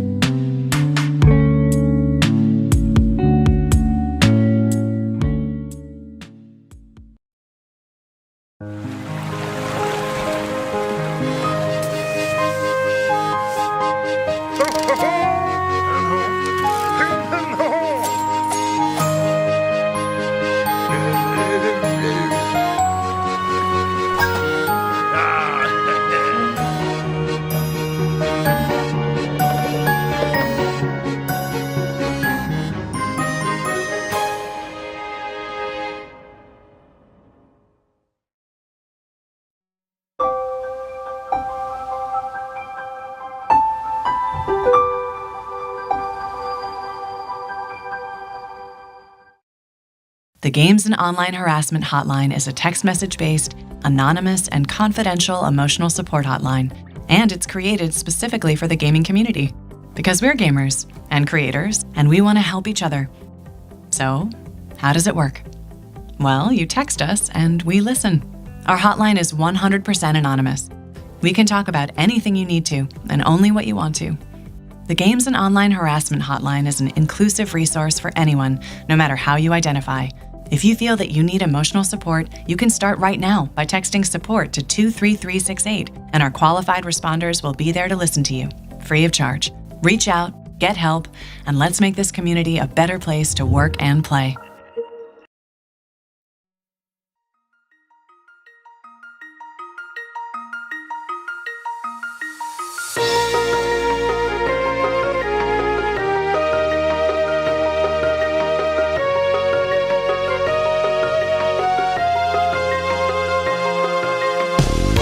A Frog's Tale is an RPG with a unique battle system, puzzles, and platforming challenges synced to the beat of the music.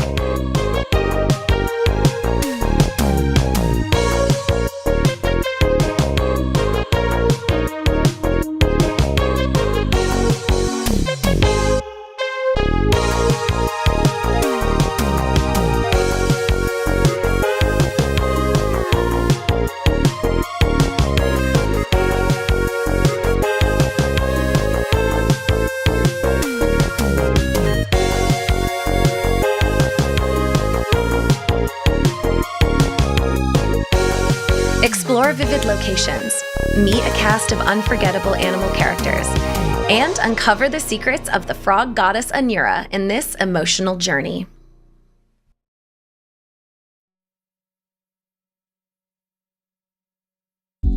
In Freshly Frosted, you solve puzzles in the world's most adorable donut factory.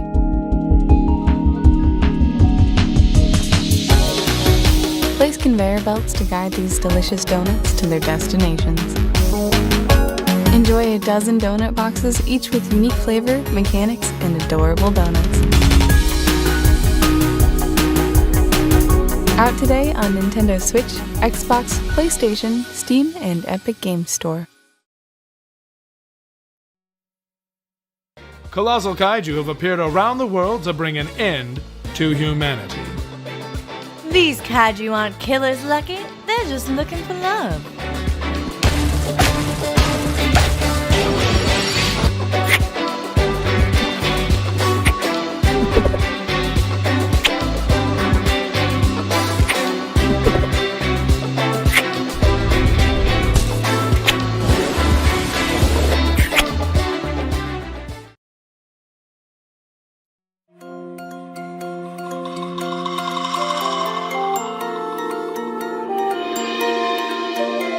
Connect with nature in this adorable cottagecore life sim about foraging, cooking, and crafting.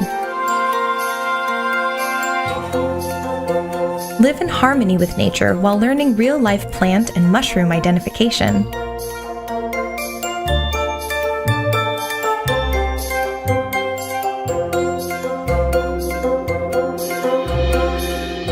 Cook dishes and make herbal remedies that you can sell at the local farmers market.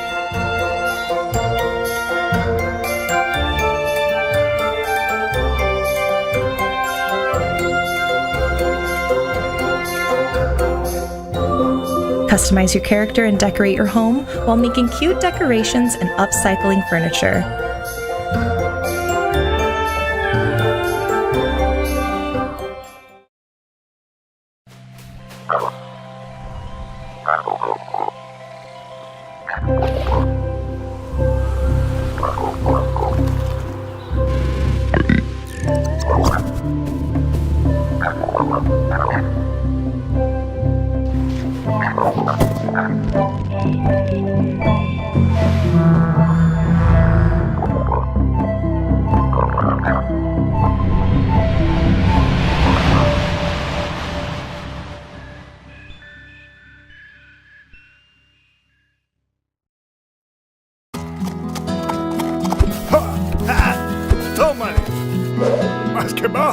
Gaucho in the Grassland highlights the rural life of the Gaucho Pampas and their mysticisms.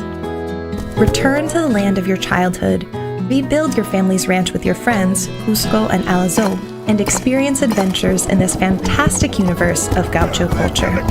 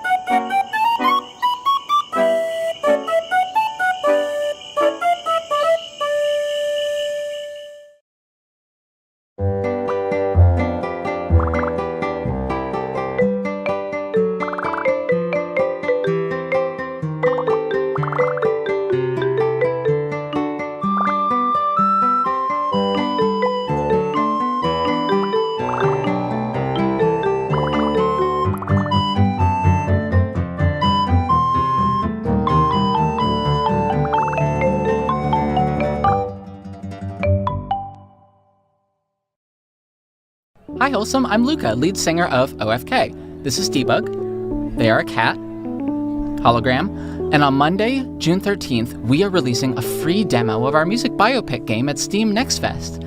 We hope that our little story can be something that you relate to. This is just us sharing our experience that it is so hard to just make something and to share it with people. So many things get in the way, like jobs or heartbreak or losing a friend. So I guess We Are OFK is a story about the things that get in the way, good and bad. See you Monday at Steam Next Fest.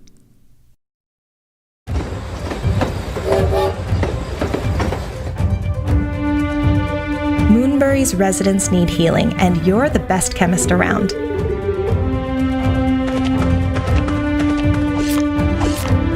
With your trusty tools, a brewing cauldron, and a canine companion at your side, you'll need to diagnose symptoms, gather ingredients, brew potions, and cure ailments in this open-ended sim RPG.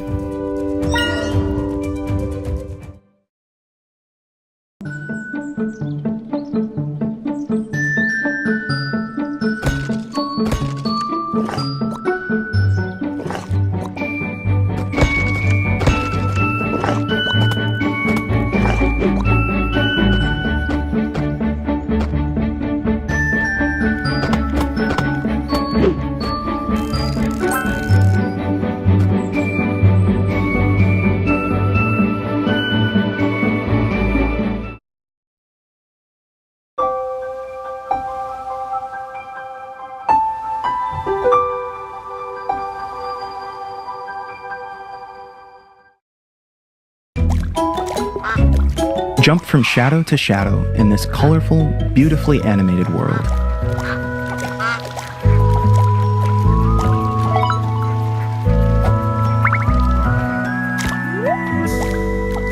Help other characters along your journey as you seek to reunite with your human counterpart.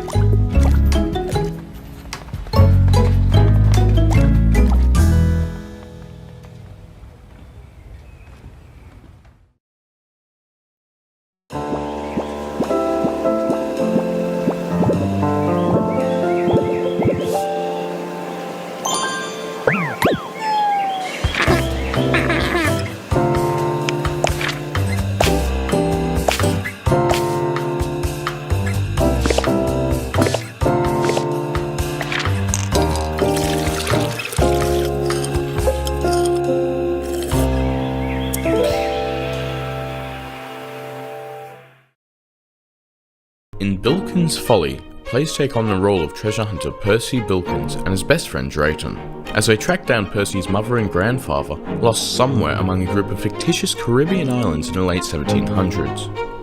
Over the course of their journey, our duo will acquire a ship and visit exotic locations, discover a terrible family secret, and attempt to break the curse of Bilkins' Folly before it's too late.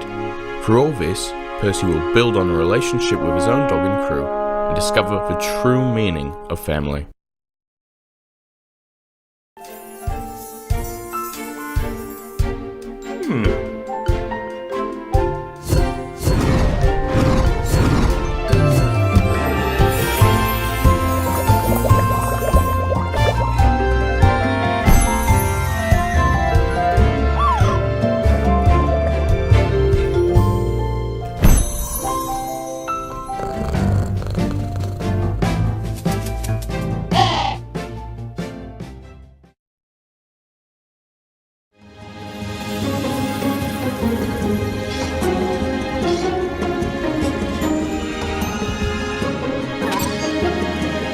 Fill the world with blocks. And don't forget to clean up the mess. Explore colorful and vibrant worlds in this 3D platformer adventure around the cosmos.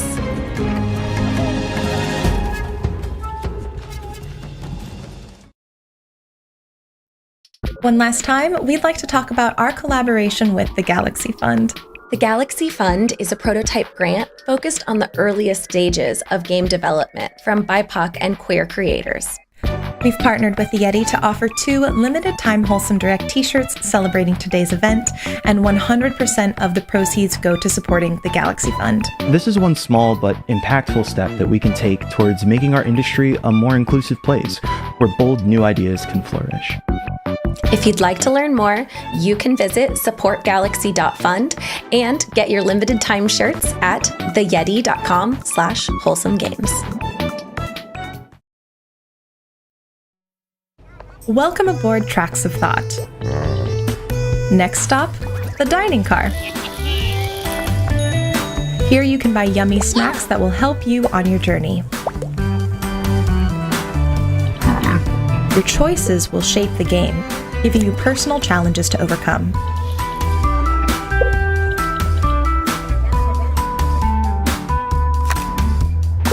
Embrace yourself. Play the demo on Steam right now.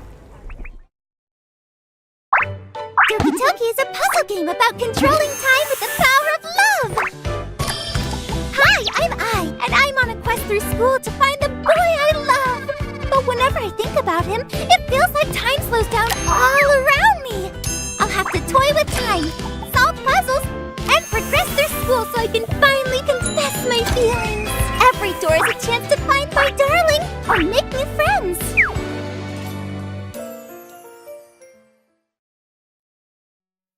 You've been invited here to restore the island alongside adorable creatures known as critter crops.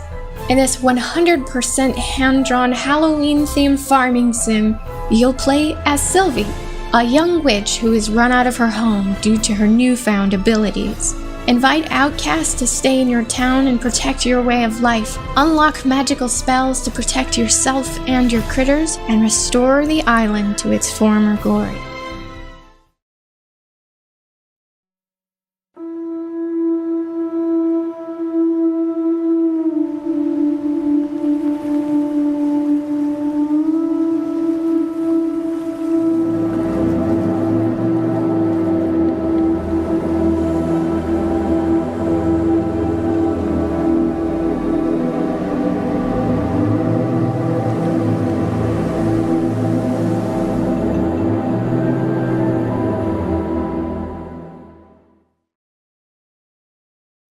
everyone, my name is Lucy and I'm one of the 2 devs behind The Spirit and the Mouse. Today, we wanted to share new gameplay details with you. Your main mission will be to find, listen to and help villagers in trouble around town. While exploring, you will also find collectibles hidden about. I heard one Kiblin is willing to trade them for upgrades. To celebrate Wholesome Direct, we prepared the demo for you and it's available right now. We hope you will enjoy it.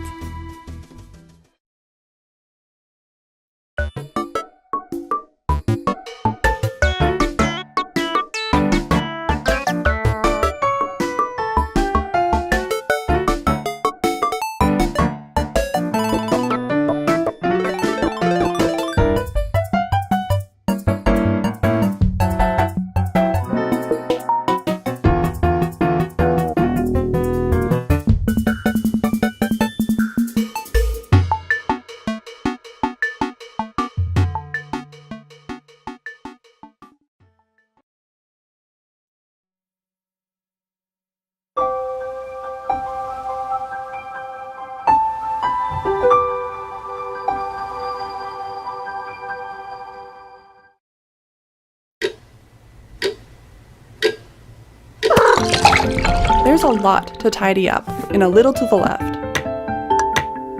Every day brings something new, with the Daily Tidy delivery. The Daily Tidy takes puzzles from the game and gives them a special twist.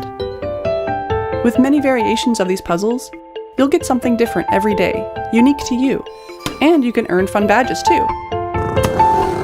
Not that you don't already have your paws full.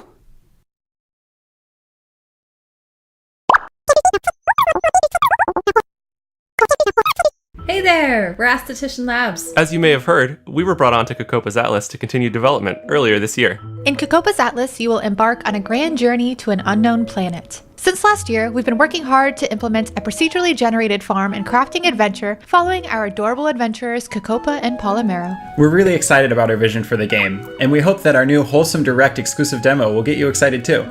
We'd love for you to check it out and let us know what you think. The Wandering Village is a city-building simulation game on the back of a giant creature called Onbu. It's a game about symbiosis, in which you traverse a toxic world together. So take good care of Onbu. Make sure to keep it happy and healthy by feeding it and sending out your pets regularly. And since Onbu is a good boy, don't forget the pets!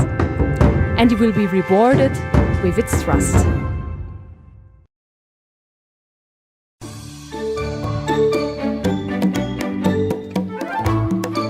Lonesome Village combines puzzle solving and social sim elements to create something completely unique. Everything is wrapped in a fantasy adventure with a deep, intriguing story and no combat. Play as Wes, the coyote, to help unravel the calamity that befell the village. Coming this year to Steam, Nintendo Switch, Xbox One, and Xbox Series X. It's almost time to say goodbye. But before we go, we'd like to share even more wholesome games with you coming out this year and beyond.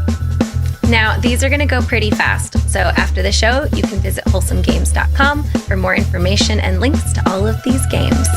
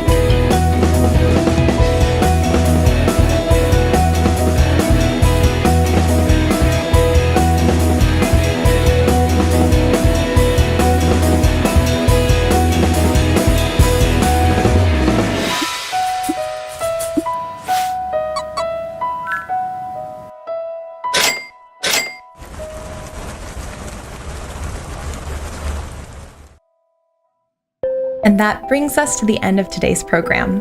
Remember to visit wholesomegames.com to find links to every title featured in today's show. It would mean so much to us if you'd follow and wishlist all of these amazing games. And we'll see you again next year for Wholesome Direct 2023. But before we go, here's one more game we hope you'll love. Bye. Bye.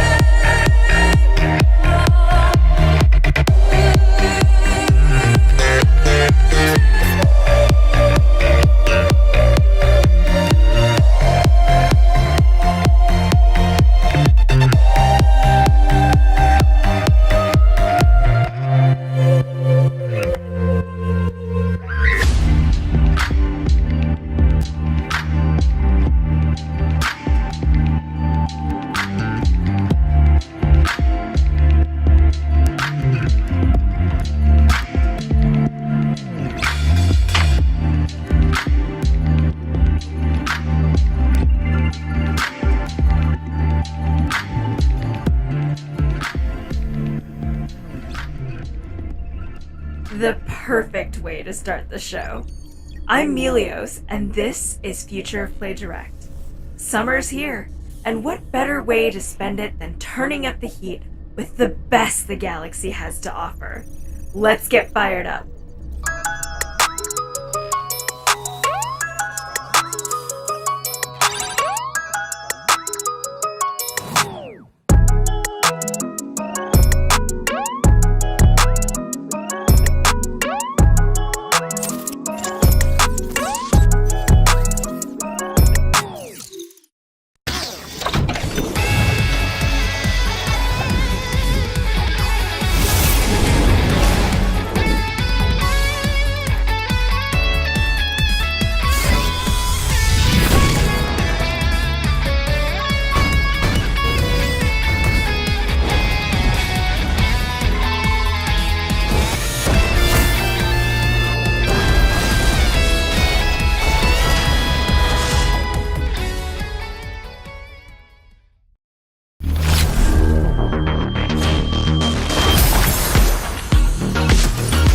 Martillo. I'll text you.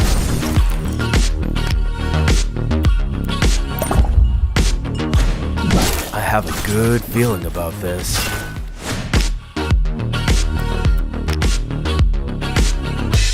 So sweet how you want me.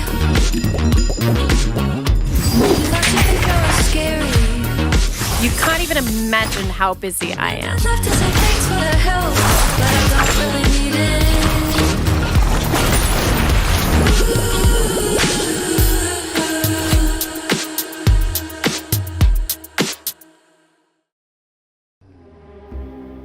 Imagine a world on the brink of freedom from colonial oppression. 2262. Crime. Class conflict. Propaganda. A familiar story hindered only by those with plenty of time and little to lose. Detective Maegan Hill, the sleuth of Agamaski. Avoiding the past became second nature, dedicating her days to the faceless, rejected citizens of Agamaski. Until Mary, that is. This case goes way farther than the banks of this one detective's little neighborhood.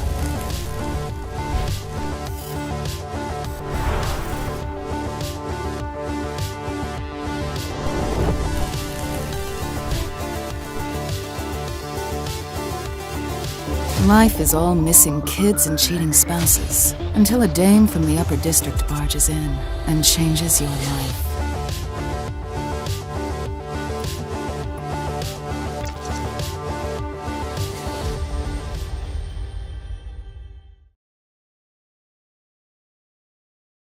Who will Chef Rhubarb eliminate this week? Text 10 free smells each month with a 1-year family plan. The government said it plans to distribute artificial snow to every household this winter on a weekly basis.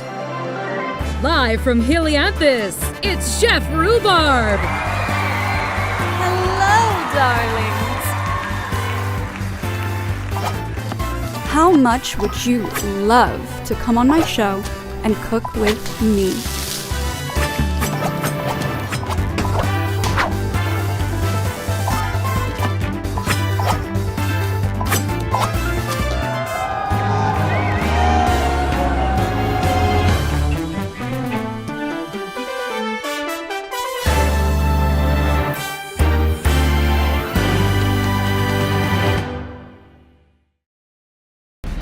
Meet the heroes of Soundfall. Melody. Her sister Bright. Jackson. Kai. And Lydia. Together they are the Guardians of Harmony. Melody is a lonely musician with stage fright who protects Symphonia from the forces of discord with the audio blade. A nimble weapon with a devastating spin attack. Jackson is an irresponsible but charming metal guitarist who chops down Discordians with the powerful audio axe and uses his experience as a concert goer to stage dive to victory. Lydia is a famously antisocial cello superstar who attacks her enemies from afar with the perfectly precise audio bow and unleashes volleys of special arrows to keep away the crowd. Bright is a high-energy punk rocker whose weapon of choice is the sturdy audio shield, which she uses to smash Discordians and create impenetrable force fields to protect her friends. Last but not least is Kai, a perfectionist DJ who slices and dices Discordians of all sizes with the unstoppable audio scythe. Watch out, Discordians, that scythe is a long-range weapon. Fight to the beat in Soundfall, available now on Steam and all major consoles.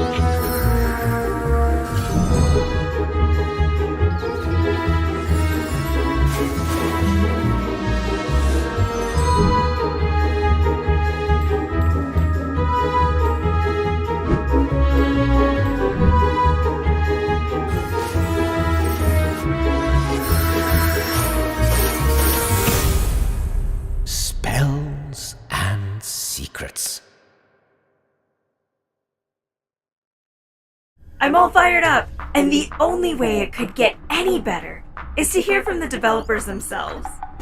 Oh wait, let's do just that.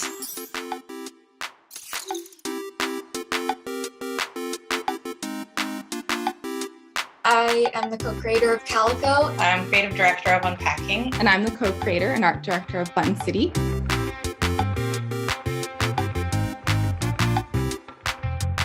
If this even remotely looks like your kind of game, it is indeed your kind of game. You know what? That is so true. You could tell if it's your vibe just by looking at the colors. This game is a mix of Animal Crossing and Stardew Valley, except you can pick cats up and jiggle jiggle. We should put jiggle jiggle in the marketing language. I love when things are unexpectedly gay. I love that too. I am always surprised when that happens and I'm like, yes. Cried my eyes out at the end, 10 out of 10. Oh, I'm so glad we got people to cry. Like, that's one of the big check boxes. I cried a few times toward the end, like a little bit. Not gonna lie, I actually love watching people watch the credits. I love seeing if we manage to move people. So basically it's a game about stealing cats and putting them in your cafe. Sounds right. I think it's a really effective way to collect cats, honestly. I found my cat in a bush, so... I was playing Button City, a cute, wholesome game, and then on day 2, the most hardcore metal music blasts through my ears. Oh my god, you got to the metal yoga. We called it clockcore. Let me put the soy sauce in the fridge. I don't want room temperature soy sauce. Oh no, sorry we let you down. If you could open fridges, you wouldn't be able to put magnets on them. Sorry, it was one or the other. No matter how much my horse clips into the horizon, I just can't dislike this cute game. We keep trying to fix that. Got a girlfriend in the game, 10 out of 10. Congrats, Sherlock. Sherlock is their name. Yeah, I'm not just calling them Sherlock. I'm just like 30 minutes in and I would die for Pudgems. That's a common sentiment. I love this game so much that even though I originally bought it on the Switch, I bought it again on Steam just so I could positively review it. Oh my god. You are a game developer's dream. Thank you so much. We made this game for you. I am so glad that so many people seem to be enjoying it. That's our main goal. And it's okay if you cry, you can tell us. Was this like an actual like thumbs down, not recommended? The soy sauce one? Yeah. Oh my god. That's so funny. Oh?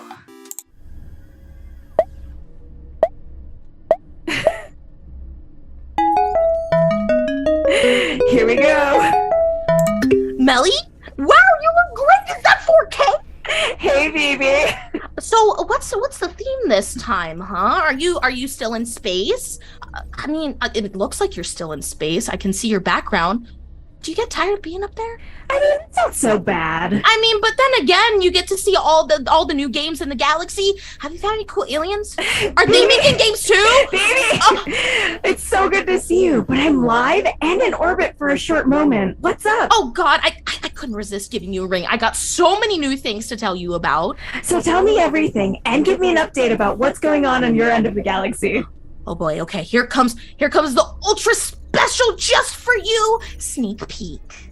I've been so hard at work at Pen Pal Princess. There's new animations, new art, the same cute aesthetic that you are all familiar with. If you name it, I got it in store for you. But that's not all. I'm very excited to announce our brand new unreleased character, our knight character. Look at her, big, beefy, strong, orc, beats you up, sends you love. I see her, and oh, look at those muscles. I know, and she can beat you up, or she can write you a letter, and personally, like, I'm kind of a fan of both, you know what I'm saying? Like, you know what I mean. I mean, I love a woman who can kick my ass. Mm-hmm, classic. Well, we're running out of time, BB. Any final words? You make that sound so ominous. Time's ticking, BB. Okay, you can find us on Twitter at Penpal Princess. You can find me on Twitter at Bellbeat. 10 seconds. Our Kickstarter is coming really soon. It's getting harder to hear you. My name is Bellbeat, and I love you. Bye, BB. What? BB's the biggest ball of energy, and I love that about them. But now that we're alone, let's dig into some dark and dangerous games together, shall we?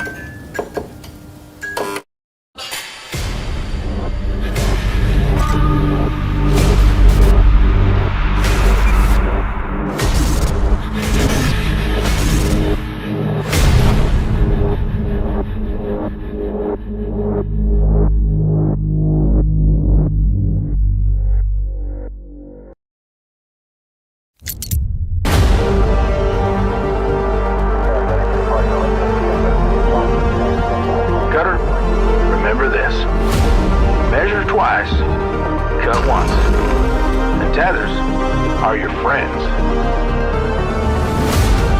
Don't sweat it. Happens to the best of us.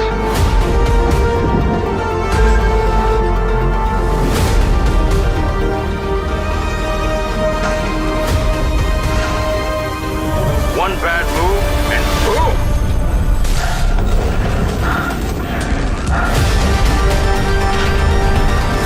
We're expendable. None of us are safe. Oh no, oh no! Injury detected. Please return to work. Remember, the company is your family, and we will keep you safe from harm.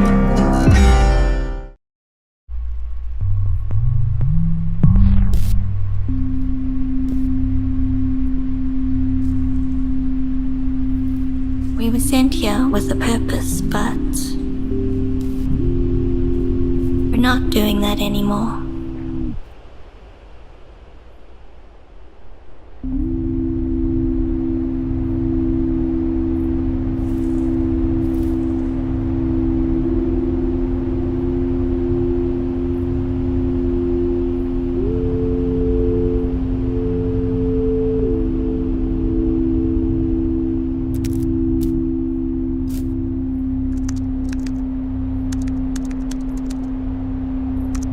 Will you join me, Everett?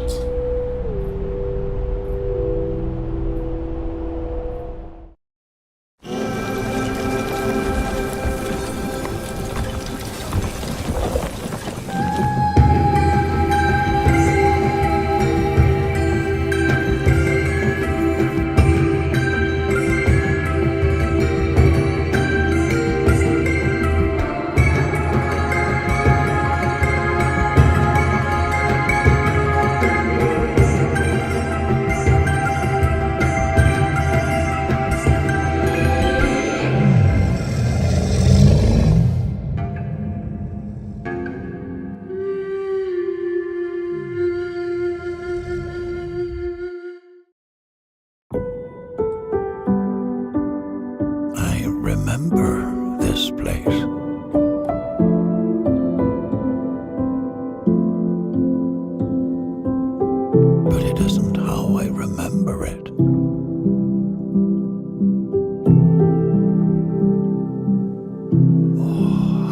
just need more time.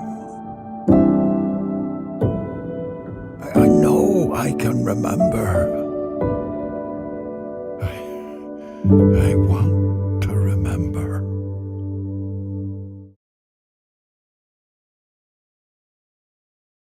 不可視の世界に形が与えられる。君の心に色が加わる。おいで。ここは夢の果てなんかじゃない。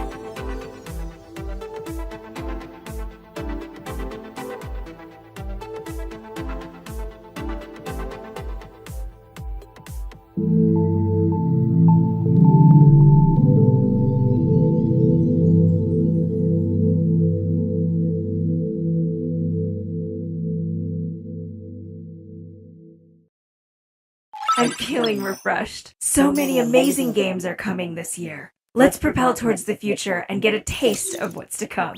Get hyped with me? I love you.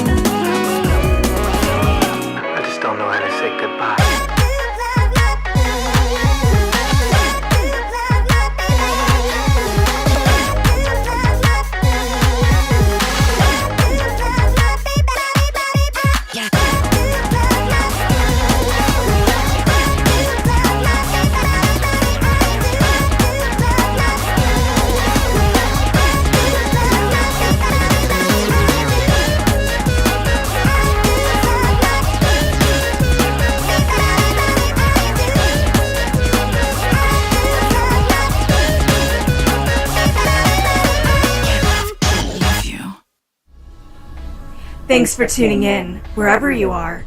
If you liked what you saw, check out our Steam event that's going on right now. There, you can pick up and wishlist some of the cosmic bangers that you saw during the show. Oh, and don't forget to follow along with us at HeyGlitch on TikTok and Twitter for fresh posts and chaotic curations. Don't want you missing out on the future, dear player. Huh? Oops, gotta run! I'll be seeing you in the future. Until then, Melio's signing off.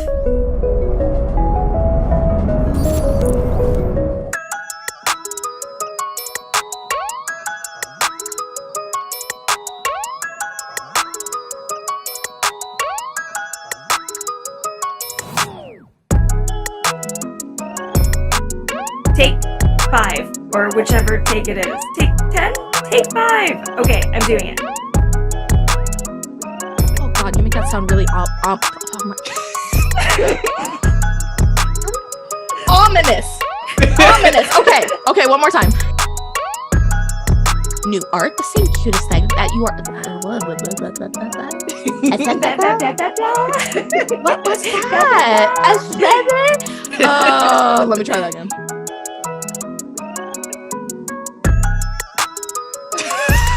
There they go. Goodbye forever. I just run up to the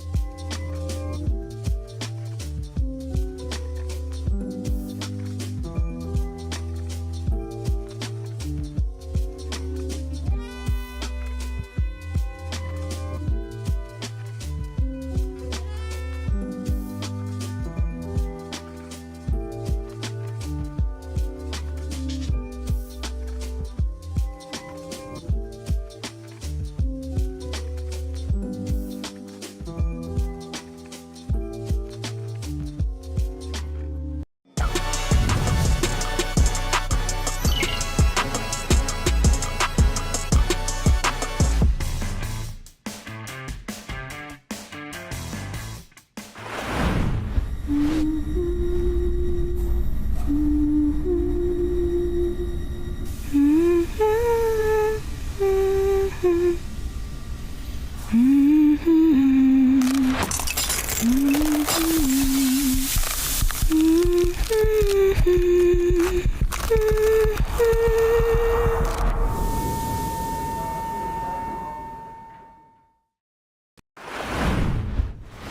everyone and welcome back to IGN Summer of Gaming. Today, IGN has partnered with NetEase Games to provide an in-depth look at Once Human, a new weird survival game coming to PC. The opening of a mysterious silver door unleashed a catastrophe onto this world, forever changing the course of human history. Over the next 30 years, the last remnants of humanity are struggling and nearing extinction, until you arrived. Little by little, you'll gather resources in your struggle to survive and heal the land from the otherworldly terrors. No spoilers, but I'm digging the weird fiction aspect of this trailer, along with a more than winking nod to a cosmic horror author. But enough teasing. This is Once Human.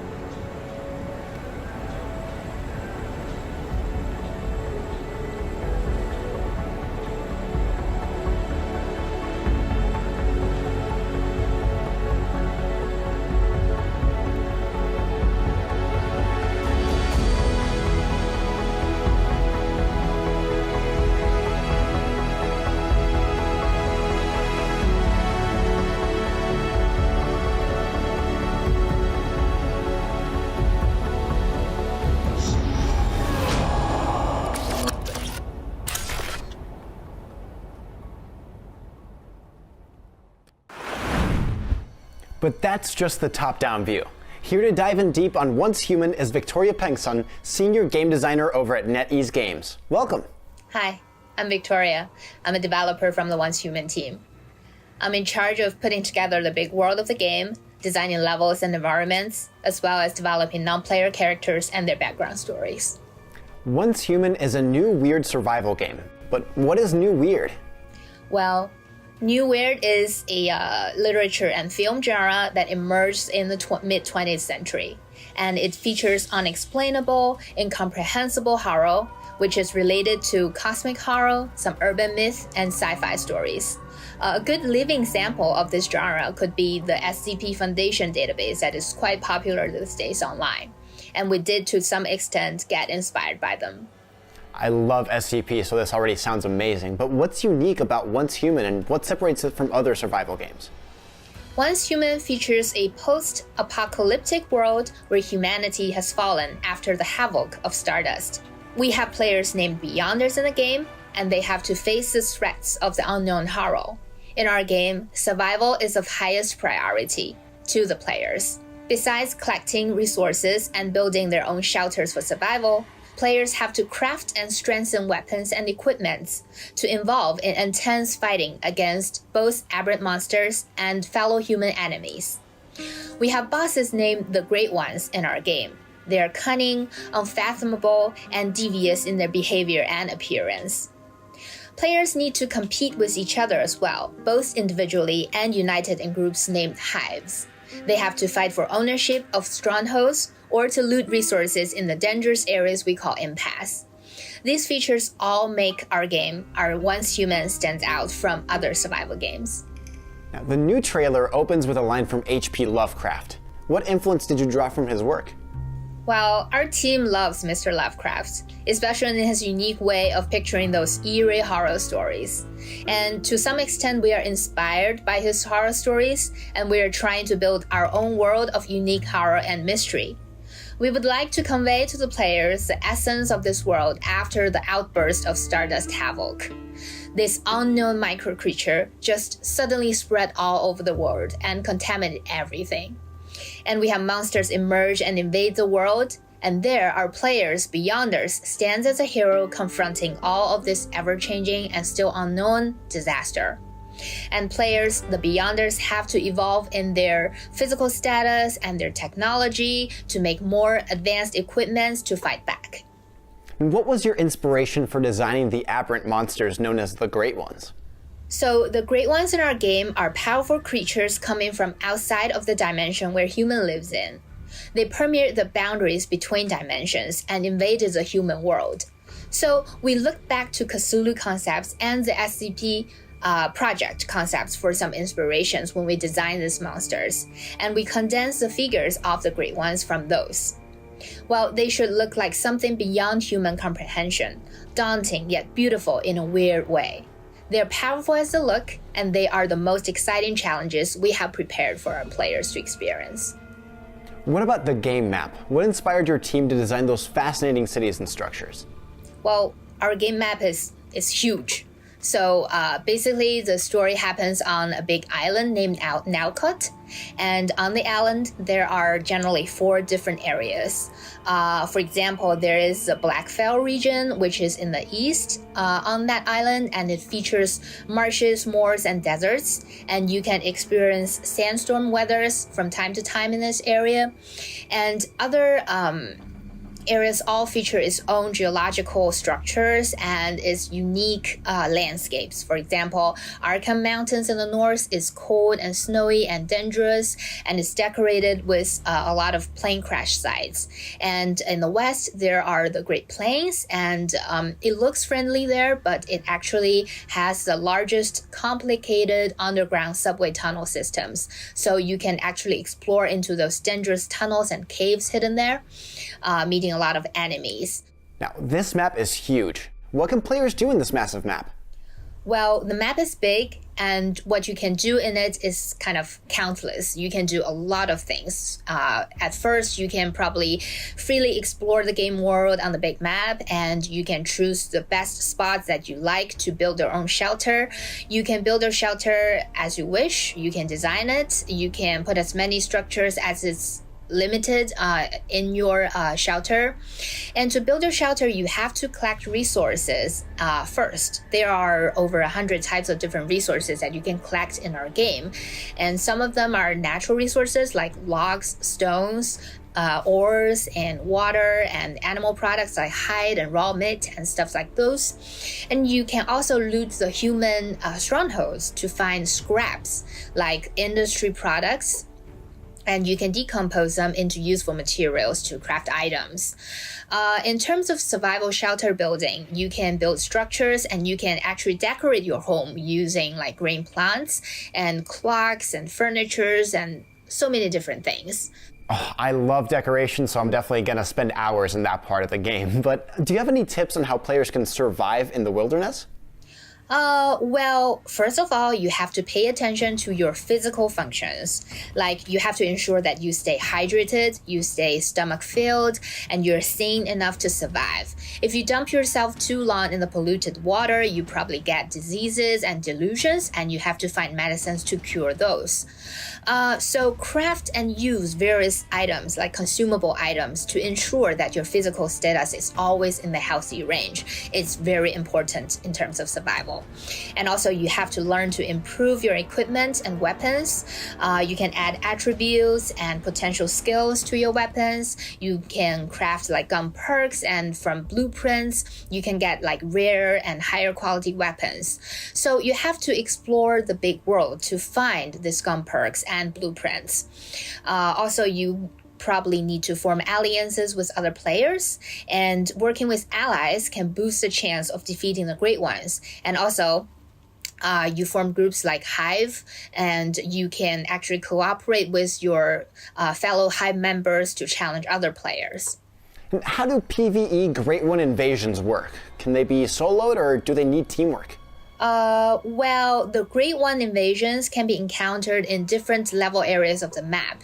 And basically in one level area, there will be 1 to 2 Great Ones that you can find. And each Great Ones will have basically 4 different difficulty levels, and you can unlock the higher level after you finish the previous one. So higher level Great Ones will definitely be more destructive and cause a lot more damage to you. If you are confident enough in your battle moves, in your combat skills, and in your equipment and weapons, you can solo the Great Ones alone. But generally, we recommend that 2 to 4 players team up and challenge them. Since the Great One invasion is such difficult PvE challenge, we also prepare generous rewards for every player who successfully contained a beast in their dimension. Now, what other PvE content is in the game? Actually, besides the Great One invasion we just talked about, we have the raid dungeons, and we have various world exploration missions. Talking about the raid dungeons, well, they are at various locations around the world, and they feature prolonged exploration in the dungeon. Basically, there will be 2 to 3 bosses in one dungeon, and in each stage there will be 1 boss.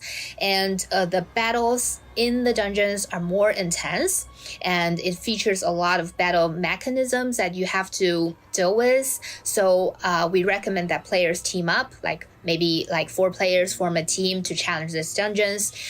Besides intense battles, you can also loot the chest in the dungeons between battles, and you may find interactive pieces of paper, interactive computer terminals that you can actually get a lot of story information from them. These story slices sometimes provide a lot of important clues that will guide you to better perform your world exploration. Besides PvE, we know that there's also PvP. How does that work? In terms of PvP, we basically have 2 main modes of PvP, and one is called Stronghold Conquest. In terms to join this, you have to first form groups called Hive. Hive is a group that can accommodate 30 to 100 people each, and hives can occupy and compete for resource areas around in the big world. Different hives can definitely attack each other, so when one hive declares war on another, the system will automatically pick 2 leaders, 1 in each hive, and they have to recruit their teams of attackers and defenders. Then the attackers team need to gain dominance over the defenders' beacon area in a limited time, so as to have control over that resource area. And the defender team have to build defending constructions in the resource area and guard and stand their ground. There is also free PvP in the impasse zone. So indeed, the impasse zone is a PvE-VP exploration area. So players team up and different teams just enter the impasse zone at the same time. You have to deal with non-player enemies like Aberrant monsters or a set of soldiers. And at the same time, you have to be aware of sneak attacks by other players, because everyone is competing for the rare resource called Source in that area. And if you defeat another player and loot his body, you will get a large amount of Source. And what rewards are there for players who participate in PvP? In Stronghold Conquest, you can get gun perks, gun blueprints, you can get the Energy Link and Stardust Cortex, which is all possible rewards for players who participated in a Stronghold Conquest between hives. And these are all valuable resources that you can use to strengthen your build and use to craft powerful weapons.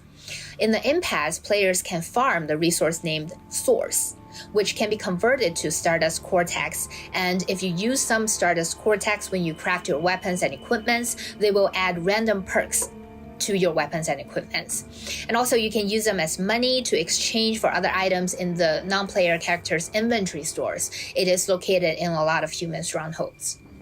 Now, what kind of firearms and weapons are available in the game? Can they only be crafted, or can you find them out in the world? Well, firearms are the most important combat weapons in our game. In terms of types of firearms, we have so many. We have pistols, we have assault rifles, we have light machine guns, we have shotguns, we have sniper rifles, and we have submachine guns. In total, there are over 70 different types of firearms, and each firearm has its own shooting, feel, and characteristics exactly as it is in this reality. These firearms, well, you can find some in your world exploration, but those are kind of basic weapons. If you want to get like powerful and more advanced firearms, you have to craft them from blueprints. The key resources that can be obtained by purchasing, upgrading personal territory, and you can complete tasks to get rewards of those blueprints, and you can find some scraps of the blueprints in your world exploration. The rarer the blueprint, the higher the quality of weapons you can craft. What sort of customization options are there for the weapons?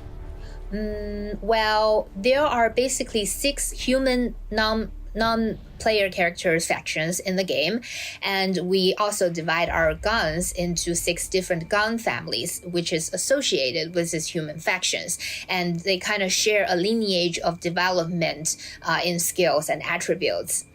And players can also modify your guns, like improve the stability of the firearm. You can probably optimize the recoil, enlarge the magazine capacity by adding accessories to the guns. And these accessories, you can also loot them from strongholds or craft them based on accessory blueprints. Also, firearms have another important attribute called gun perks. Firearms with, different rarities have different numbers and different levels of gun perks it can be assembled to it. By assembling these gun perks, you can give your weapon a lot of passive skills like chain damage, damage boost, freezing, ignition, automatic reload, and so on. So combining these gun perks with your passive skills and with your player's active skills, you can actually form countless, numerous builds, and this will definitely enrich your combat experience. Now, is there anything you'd like to leave players with before they explore Once Human? Well, I very much hope that Once Human will be ready for players as soon as possible in the future. And also, as a designer of Once Human, I am looking forward to see more and more survival game lovers join us, start their journey in Nowcut, and to experience exciting combats and explore the fascinating world with us. And there's a final advice for everyone who is trying to start their journey in Nowcut. Be sure to collect enough copper ores in the Sirius Island area, as much as possible. You won't regret getting them. Victoria, thank you so much for joining me. I've got to go prep for a battle against some Aberrant ones, but in the meantime, here to discuss the creature designs and cosmic horror / weird fiction roots of Once Human is IGN's Brian Altano and Max Scoville. Weird fiction is a subgenre of supernatural and horror fiction that dates back to the 19th century and is still enjoyed to this very day. That's right, authors like Robert W. Chambers and H.P. Lovecraft breathed life into the subgenre with The King in Yellow and the entirety of the Cthulhu mythos, respectively. And to this day, weird fiction's influence echoes throughout time and can even be found in contemporary media like Stranger Things. Yep, so to celebrate all things weird fiction, we thought we would take a look at some of the aberrant monsters and rather strange environments in Once Human. So let's start by taking a look at some of Once Human's boss monsters! Boss monsters! Boss monsters! All right, first up we've got the tree ant, who clearly has some tree ant-like characteristics, but is also very clearly, not of this world. Definitely, I'm gonna go ahead and say this is more of the kind of demon tree from Evil Dead than it is like friendly old Treebeard from Lord of the Rings. This is a very scary tree creature. Yeah, Evil Dead kind of made trees weird for me, and this creature will continue to invite that legacy of horror into my brain. When trees do stuff other than be trees and take forms that become human-like, don't like it. It's scary and gross and creepy. Also, he's got this weird little, these things hanging off the top of his head. He's got that weird little goatee thing going on with his tree stuff, and then he's got 4 eyes. Yeah, I don't care if you're a tree or a person. I don't like that little facial hair, that little goatee thing. I don't think anyone can pull that off. All right, here we got the Rabazex, who's clearly got some demo dog to him. Mm-hmm. Definitely getting some kind of lanternfish vibes too, but instead of having a little tiny, light thing to attract people. He's got this just energy blast of whatever, cosmic unthinkable power that is. And, still he's got those little, dangly whiskers there and that giant horrifying mandible. Yeah, plus these, like weird back claws he's got in his hands and feet. He's got this kind of like brolic look to his legs. He's definitely pretty jacked there. And he's got these gross open wound mouth things that look like they might have stitches on them. I can't tell if those are stitches or teeth. All right. Love this one right here. This is a beautiful, beautiful beast. I don't really know what the plan is in terms of this creature living its day-to-day outside of just killing. Killing seems to be the primary objective here. We've got this huge claw and a huge minigun, which is great. Just a good thing to have on your arm. I don't know if he put that there himself, if he actually fell asleep next to it and it grew in, like kind of got grafted, or if this is just a horrible experiment and he wants no part of it. So he's just going to do the best he can and kill everyone. Oh, all right. We love it. We love it. I don't. No, thank you. This is an Araxium, and clearly there are some spider influences, thus the Iraq, and also thus the me being deeply uncomfortable because I don't like those things with the 8 legs. No, thank you. Yeah, this is basically a big collective of various phobias here. You've got the tryptophobia thing, which is like the weird circles in the back. I have a fear of women's hair in the shower drain because I have to clear that out every now and then. That's gross. And so this one's got it's got a full on human head, I believe, with hair. It's got this big pussy butt full of green circles that are like disgusting. Oh, come on, what is that? That's disgusting. And then you've got that little elephant trunk nose. I think it's called like an ovipositor. Yeah, it's like what the queen alien has. It's the big egg sac. Bloop, yes. Bloop, bloop. Yeah, can we look at something else, please? Thank you. Okay, perfect. Now we're getting a look at some environments. This one's really cool. This is a dilapidated gas station that has been overrun by weird floating creature people. They're human-esque for sure, but they've got some very not so human elements to them, such as the elongated limbs and weird dangly fingers. Some of them are even missing body parts, which I guess is, it's helping them to float because you can get around a little easier. Yeah, this is giving me some Stranger Things vibes for sure. Like, you definitely have more of a sense of this being sort of small town America or wherever. This is like, where are we? Seems pretty safe to assume this is Earth, and it's a place where there used to be gas stations, but now things have gone somewhat literally sideways. Mm-hmm.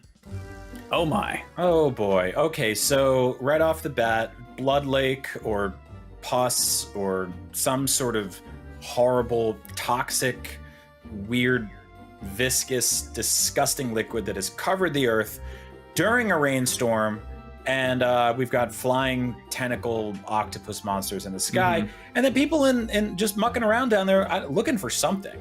I don't know. Yeah, I think they might be looking for a way out, or what is that, like a golden corral? There's a sign up there. It looks like they're trying to go get a bite, but yeah. No, this is very much, quite literally drenched in ichor, which is one of the tenets of like Lovecraftian stuff. Is really, it's a fancy way of saying slime. And then over on the right here, you've got like there's stuff growing. There's like sort of plant seems like the wrong word, but it's giving me, again, with the Lovecraft, kind of color out of space. Like it's this something came from far away, and now it's proving to be quite an invasive species of some sort. It's just growing every which way. There's like little tendrils and things. It looks like there's kind of spores around the light up there. And lightning. Why not? Weird fiction will continue to spread its influence on all of pop culture for eons to come. So check it out yourself when Once Human releases on PC sometime soon. For everything monsters, you're already in the right place. IGN. Can't spell monsters without IGN. It's not even remotely true, but you could try. Well, that about wraps things up for this presentation. Once Human is releasing on PC with a release date coming soon. And just because the stream's over doesn't mean the party's done. Tomorrow we're covering the Xbox Bethesda showcase and then the PC gaming show. And for more on all things gaming, stay tuned to IGN.com.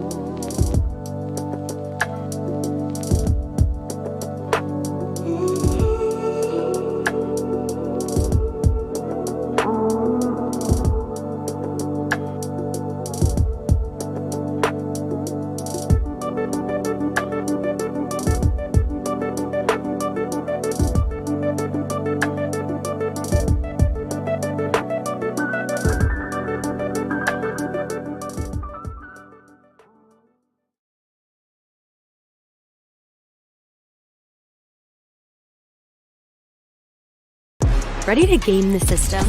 Meet Mana. You slay. You achieve. You win.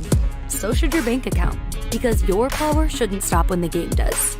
Mana is the best gaming rewards debit card where you can earn perks and points by paying and playing, and get rewarded with the things you actually want, like that skin you can't wait to show off, or your next gear upgrade. So why pay any other way? Pay with Mana.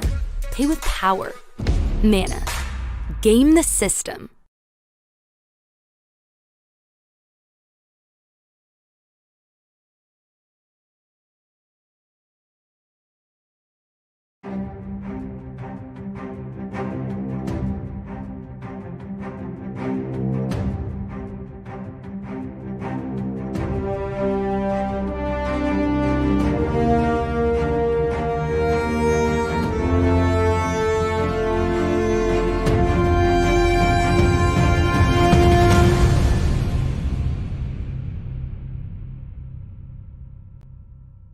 Hello, everybody. I'm Doug Cockle, though you might know me best from CD Projekt Red's beloved Witcher trilogy, where I voice the original bath-taking monster slayer, Geralt of Rivia. Now, we've got a great show for you today, but I'm not hosting it alone. Oh, no. Now, I'd like to introduce you to somebody who's been with Geralt through thick and thin, from mountains high to valleys low, and the occasional thatched roof. Of course, I'm referring to the incomparable, gravity-defying Roach. Wait a second, you thought that you were hosting a video game showcase with a horse? I was a little confused when they sent me the brief, but this actually makes a lot more sense. Lovely to see you again, Denise. Hello everyone, my name is Denise Goff, and I voice the powerful sorceress Yennefer or Vengerberg in The Witcher 3. But today, this is the Future Games Show, powered by Mana. And we're going to treat you to over an hour of exclusive trailers for upcoming video games. Now, you'll be able to find and wishlist all of the games from today's show on the Future Games Show Steam page. And you can head on over to GamesRadar.com to read more about them. Let's kick things off with our first world premiere, shall we?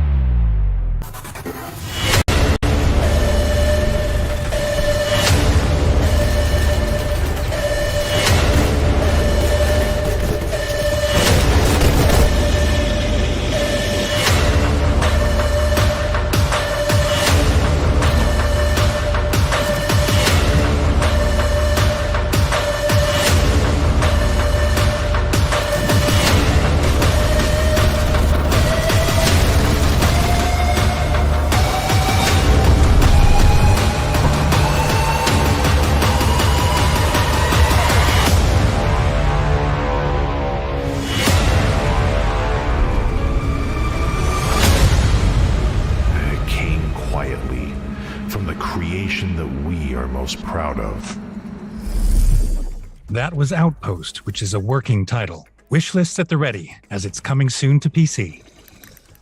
Next up, we've got a psychological horror game that explores grief and loss in a familiar environment. Peggy 18. There's an old saying about this place called hell where bad people go to after they're dead, after they die. But the worst part about hell is not the flames, it's the hopelessness.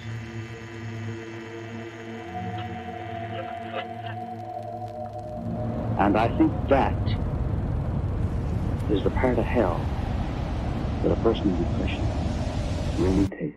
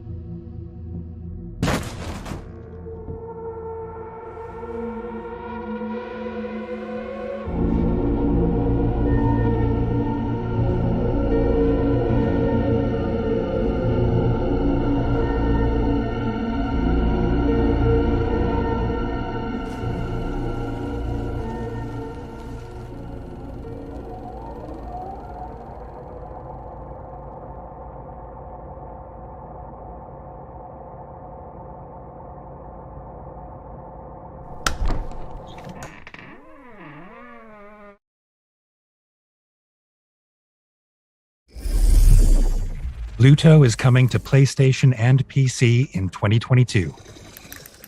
Now here's Inflection Games' Aaron Flynn to tell you more about the studio's debut game, Nightingale.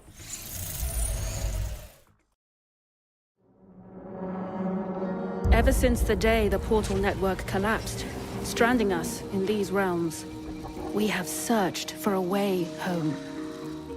Hello, I'm Aaron Flynn, CEO of Inflection Games, the developer of Nightingale, a shared world survival crafting game set in a rich, gas lamp fantasy universe. You may have seen our latest gameplay trailer during Summer Game Fest Live this week.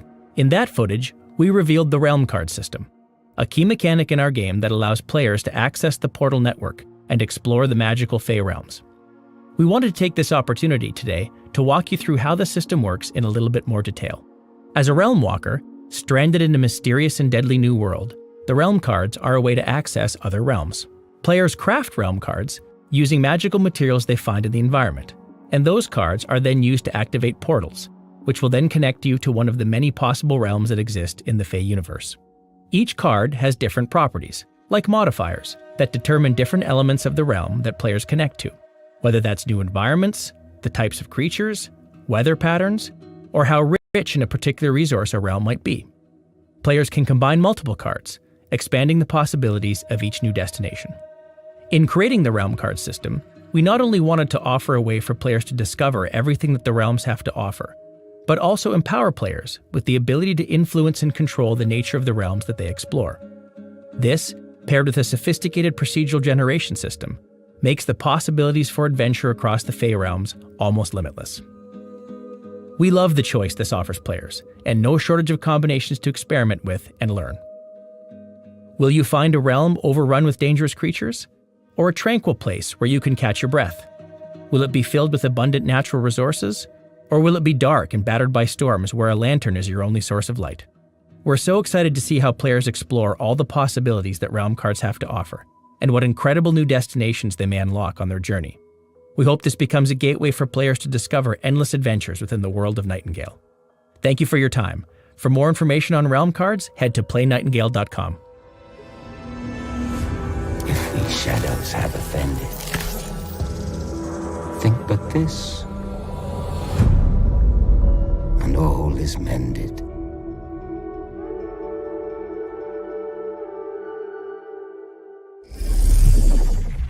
Proof that you should never trust portals. Nightingale is coming to PC Early Access in Q4 2022. Okay, world premiere time. Here's the next game from the team that brought you the delightful co-op puzzler Fogs.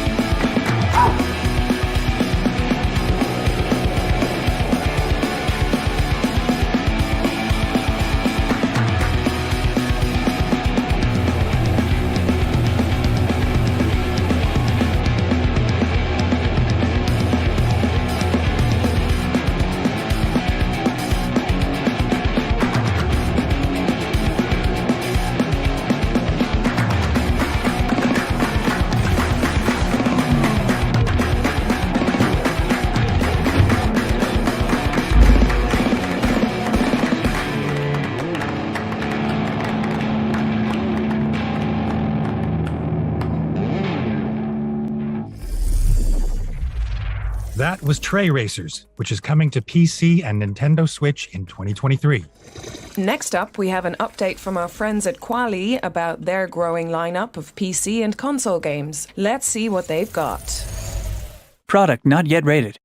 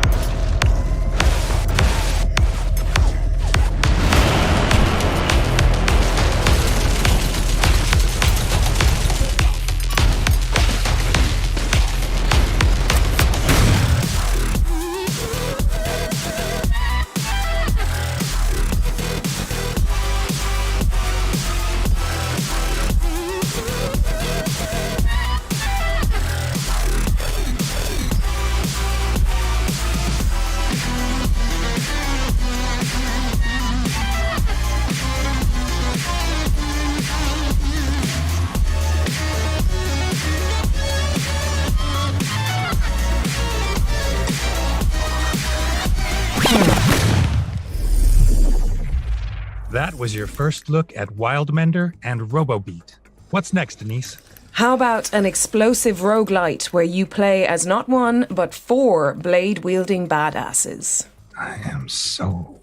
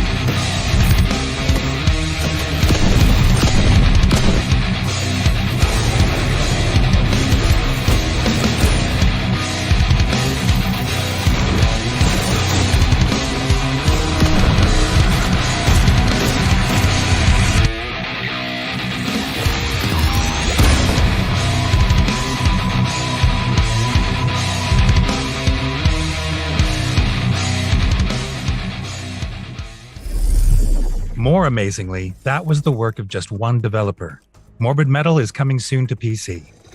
You know, Doug, I think golf is just too relaxing these days. It's like tee up, hit it onto the green, get a hole in one, all that jazz. It's just too easy. I think I have the perfect solution for you, and it involves disco balls and flying cars.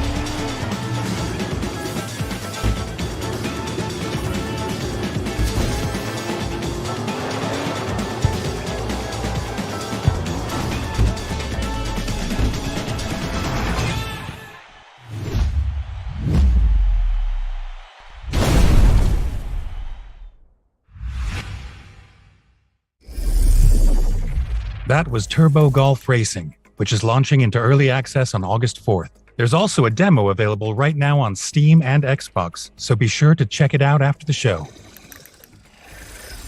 Do you ever feel like you're being watched, Doug? I mean, we are on a live stream right now. I just feel like my whole life is being directed. I wouldn't worry about it. Cue the sun! Run the trailer. Now in its 55th season, American Arcadia. Broadcast live 24 hours a day, 7 days a week on every digital platform. Trevor Hills, welcome to INAC's Gemini Towers. You've been working with us for 9 years. Welcome to Arcadia, a rare futuristic city where all its citizens enjoy a life of luxury and comfort, unaware that they are being broadcast live 24/7. Arcadia is not an ordinary city, but the most watched media phenomenon on the planet, where a drop in popularity comes at the highest cost: death. What? Gus is dead? What on earth? In En American Arcadia tenemos dos tipos de gameplay totalmente diferenciados. Por un lado tenemos el side-scroller, el 2,5D, con acción y plataformeo, persecuciones y, como no, puzzles.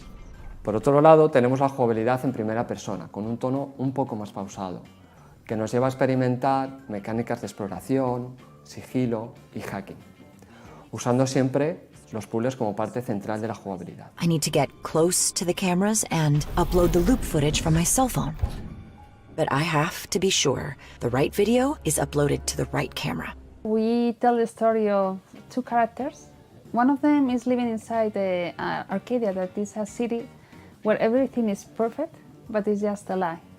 Trevor is just an average person living a mundane life, but the problem is, since he's living inside a TV show, that is not interesting for the audience. It doesn't make him popular, the ratings are not working, and the TV show just wants to take rid of him. So when he realizes that everything was a lie, his life changes totally. That's the moment when he is going to escape. Subject 10392, turn yourself in or you'll be neutralized. Como ya nos sucedió en Call of Duty, queríamos movernos en un mundo que nos resultara evocador. Nos gusta crear mundos sorprendentes, que sean visualmente atractivos y, como he dicho, sobre todo evocadores. Y además nos gusta darles una vuelta de tuerca, y en este caso hemos elegido una visión bastante brillante y colorida de lo que serían los años 70. Los personajes, los ambientes, incluso el mobiliario representan esta versión utópica y bastante kitsch de una ciudad de los años 70. What we want to tell is that you don't need to live just for getting likes on Instagram or the social networks. Just do the things that make you happy, and you don't need to care about what the others think. Control subject on the run on camera 4025. Interrupt broadcast immediately.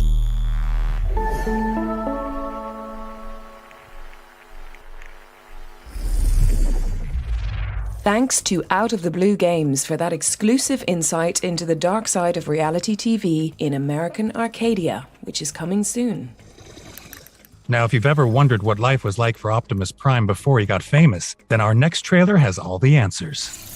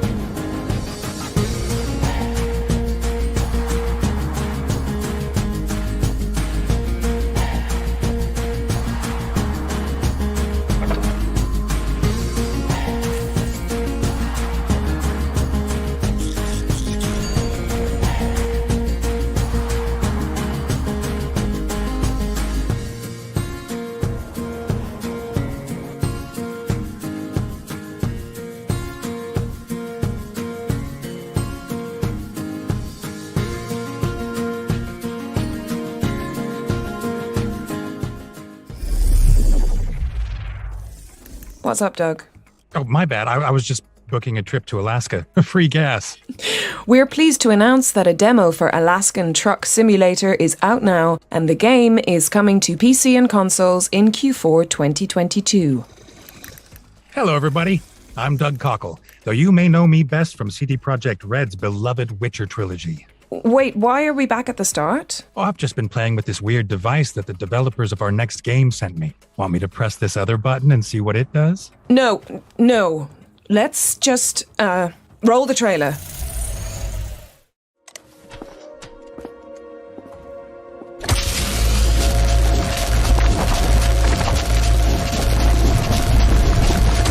That's sorted. Anything else? Warning. The current temperature of Earth is approaching 100 million degrees Celsius. Oh, great. Puzzles are the most efficient way of generating entropy energy. As an Entropy Center employee, the continued existence of this station and Earth depends on your energy generation.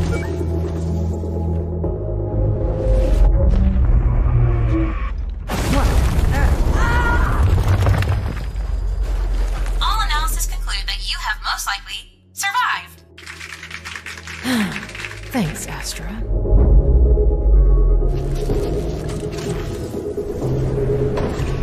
Okay, so solve puzzle, brain hurts, generate energy, then rewind Earth. Exactly.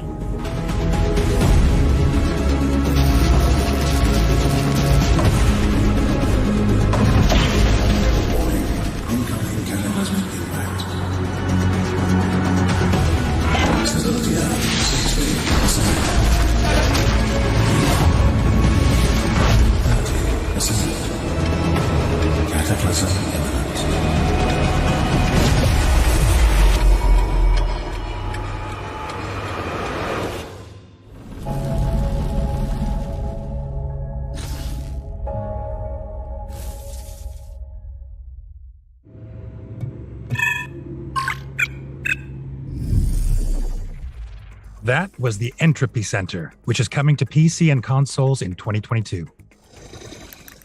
Next up, we've got a special presentation from some incredible Ukrainian developers. Games development can be challenging at the best of times, and with the ongoing conflict, we wanted to highlight and celebrate the incredible work they continue to do. Let's take a look.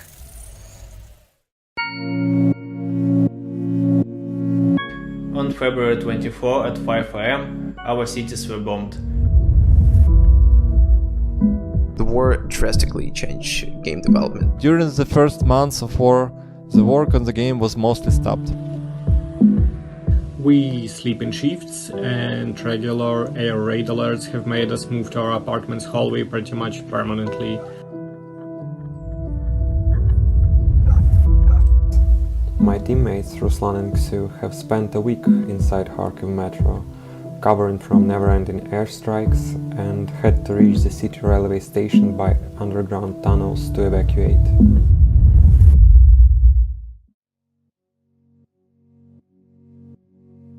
Hey everyone, I'm Alex from Weasel Token, an indie duo based in Kyiv, Ukraine. Our current project is a peaceful puzzle adventure called Puzzles for Clef. The story's premise is quite simple. Following an invitation from her sister, a young bunny girl named Clef travels to the Sky Island of their ancestors to participate in a huge treasure hunt. But of course there would be some interesting twists for those willing to dig deeper. Gameplay-wise, you'll get to explore the island with tons of secrets all over the place, solve a variety of puzzles, befriend cute and whimsical locals. From time to time you'll also need to learn and play some special melodies that influence the world around you. We would really appreciate it if you followed Weasel Token on social media, Twitter, Instagram, Facebook. Please wishlist and follow Puzzles for Clef on Steam, that helps a lot. Also join us on our Discord server, we always enjoy talking to our fellow gamers. Hi, my name is Vitaly, and I represent Guerrilla Collective. Together, we are working on Zero Losses, a short, open-world driving game with horror elements and hollow atmosphere. Zero Losses is our inevitable reaction to the events surrounding us. While most games about war focus on action and combat, we wanted to bring a different perspective, filled with oppressive, dark atmosphere, showcasing the unsettling aftermath of the modern warfare. You can follow us on Twitter and YouTube. Look for Guerrilla Collective. Hi everyone, I'm Marginal Act and I'm working on This Rain Will Never End. This Rain Will Never End is a noir adventure detective point-and-click game about a cat detective who tried to solve the murder of ex-mayor of the Sunny City and also tries to solve the mystery of never-ending downpour. You can subscribe to my social networks, Twitter, Instagram. Also, you can wishlist This Rain Will Never End. Thank you very much. Glory to Ukraine. Hello world, my name is Andriy Bychkovsky. I'm indie game developer originally from Kyiv. Together with a small team, I'm working on a turn-based Mars colony city builder called Farlanders. In my games, I'm always trying to make some unique mechanics to stand out. Except for colony building, the core mechanic in the game is terraforming. Also, in the game you can learn new technologies, trade with other colonies, and explore underground caves. So to summarize, if Farlanders seems like your cup of tea, wishlist it on Steam, or try out Farlanders Prologue, which is already available for free. Hi, my name is Albert Konyer, I am the developer of the indie game Through the Nightmares. Through the Nightmares is a hardcore platformer about Sandman that travels in the mysterious and frightening world of the Children Nightmares. The player will have to overcome all children's fears and fight with the almighty god of dreams Morpheus. If you want to support us, visit our Steam page, add the game to your wishlist, play the demo and give us your feedback in any possible way.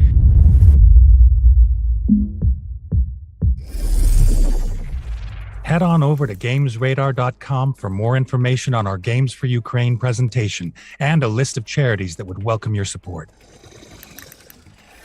If you like the animation series Gravity Falls or Over the Garden Wall, you're going to love our next game. Lost in Play is a puzzle adventure that follows two siblings lost in their own imagination.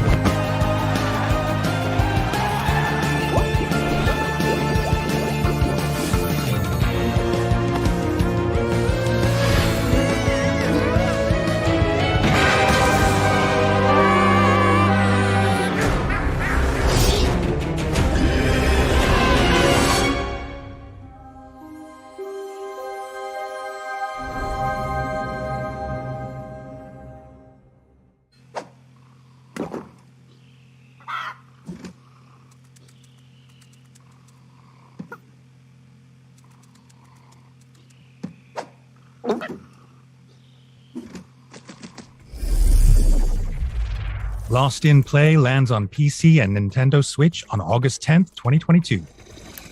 You know what? We're approaching the midpoint of the show, and I could kill for a nice, refreshing drink. Is there any Redanian lager lying around? Spoken like a true witcher. We don't have any real beer, but this next trailer is sure to quench your thirst.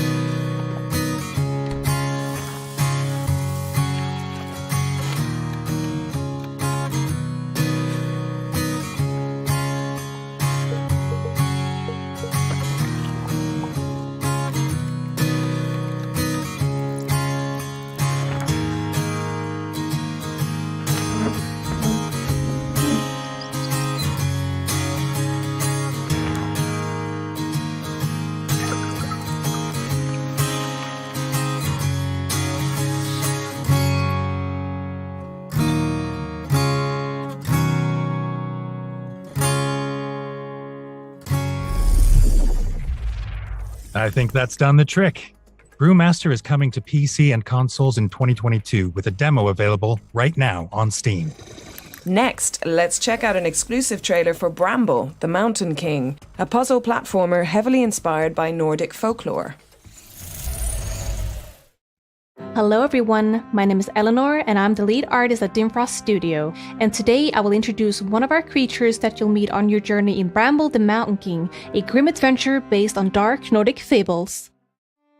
Necken is just one of our favorite creatures from Nordic folklore, found in cautionary tales meant to scare children from going too close to the water. In Bramble, Necken is a lonely creature, living in a lake luring people with his music so enchantedly that they would drown. In his past life, he was just a simple man who loved playing his violin. Unfortunately, the village didn't appreciate his talent and people would frequently bully him. The only soul that didn't was a girl that Necken fell in love with. One day, the bullying and beating became so severe that Necken's anger finally overtook him. He marched into the village, playing forbidden melodies that made everyone dance until their flesh and bone got worn down. They eventually died, leaving behind shuffling corpses still trying to dance to Necken's melodies. His love wasn't spared death either. Devastated, Necken left the town and lived by the lake, drowning in his sorrow, luring people with his deadly music. Necken is just one of the creatures you'll meet in Bramble the Mountain King. You will meet many more, both big and small, good and evil on your journey throughout the beautiful yet deadly world of Bramble. Bramble the Mountain King is coming soon to PC and consoles. Be sure to add Bramble to your wishlist. Thank you for watching.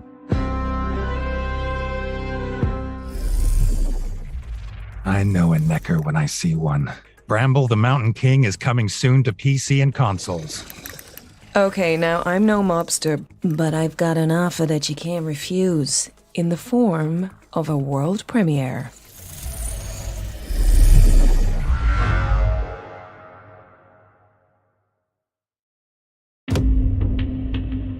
The world has always been divided into people with money and those who want to get it at any cost.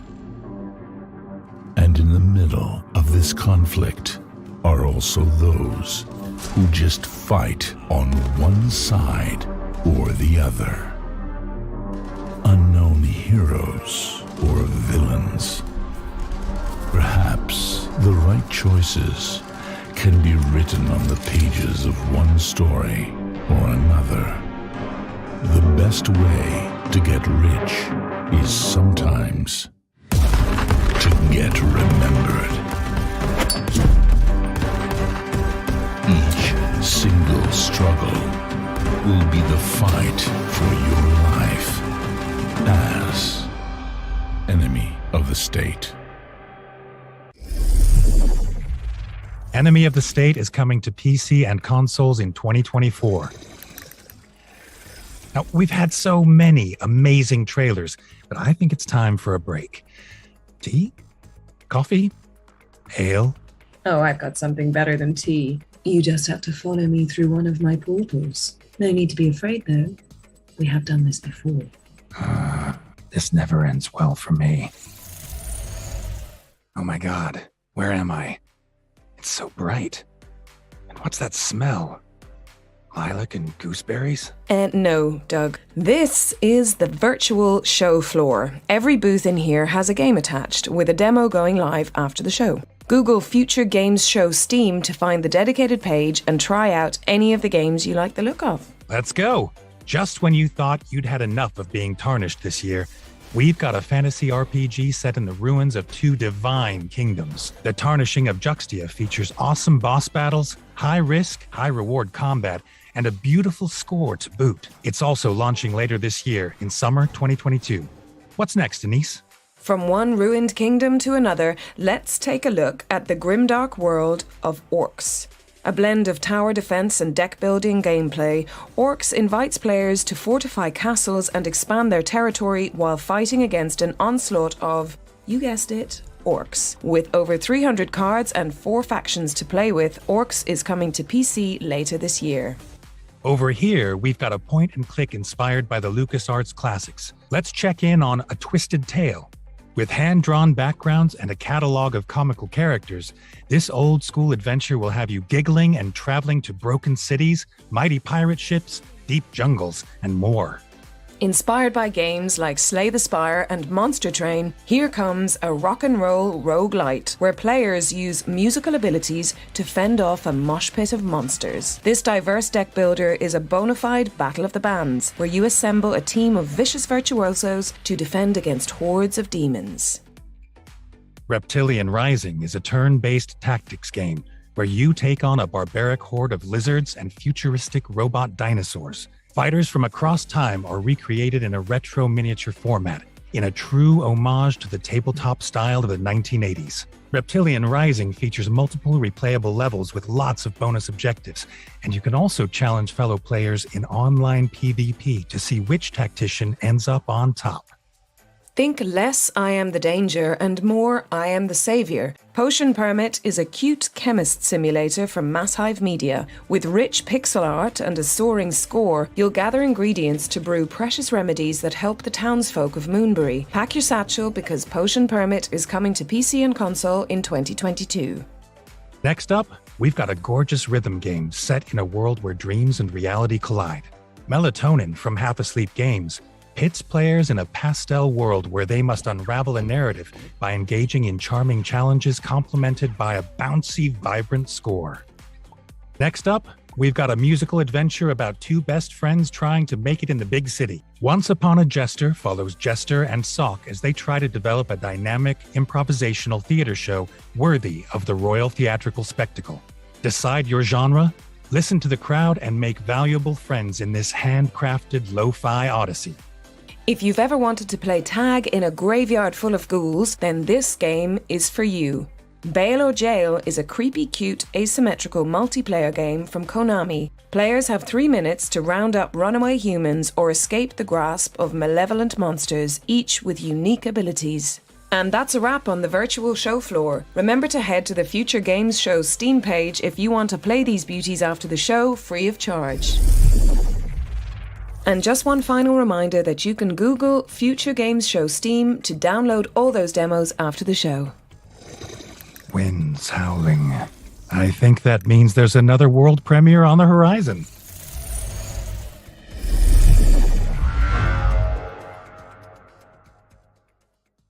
Peggy 18.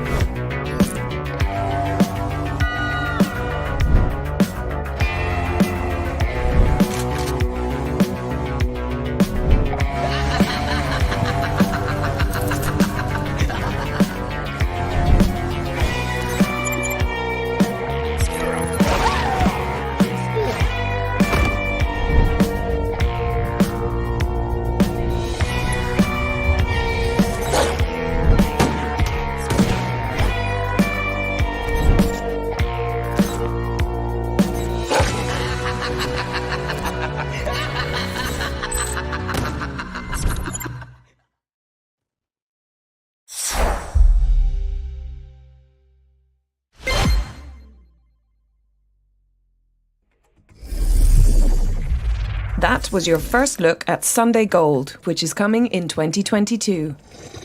Our next game is coming to VR platforms, but I doubt you'll be able to keep your fancy headsets on for too long when you're playing. Let's take a look.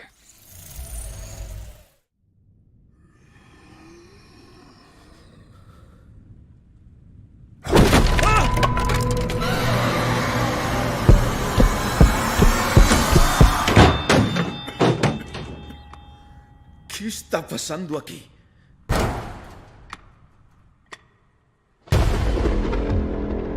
¿Han? ¿Dónde estás? ¡Julia! ¡Espera! Esta es mi casa, pero tal vez no lo es.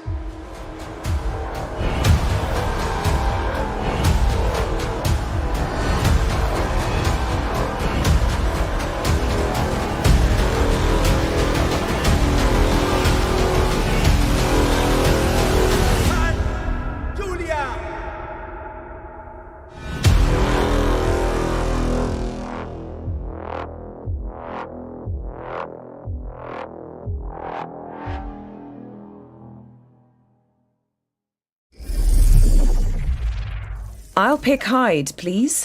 Do Not Open is coming to VR platforms in fall 2022.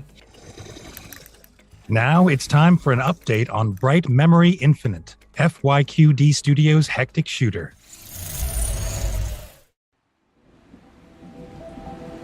Shelia, according to info from the front lines, General Lin's unit has arrived at the scene. General Lin? The top dog at SAI. They say that tech-wise, even we here at SRO can't hold a candle to these guys. Roger. I'll move cautiously.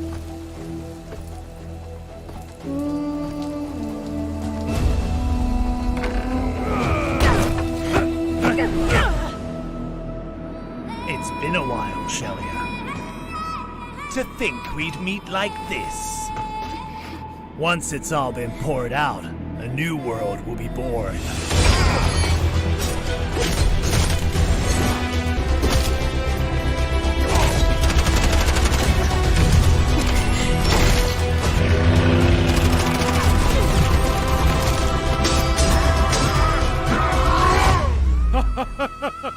But you're too late.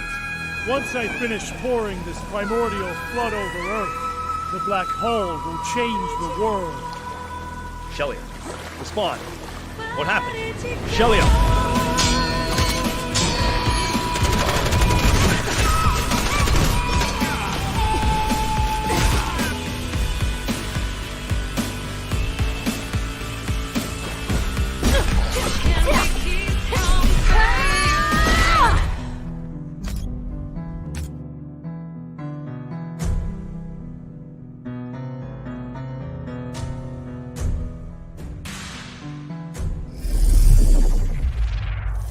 Bright Memory Infinite is out now on PC and is coming soon to PlayStation, Xbox, and Nintendo Switch. Next up, we've got a gothic horror Metroidvania that looks like a pixely version of Bloodborne. Let's check it out.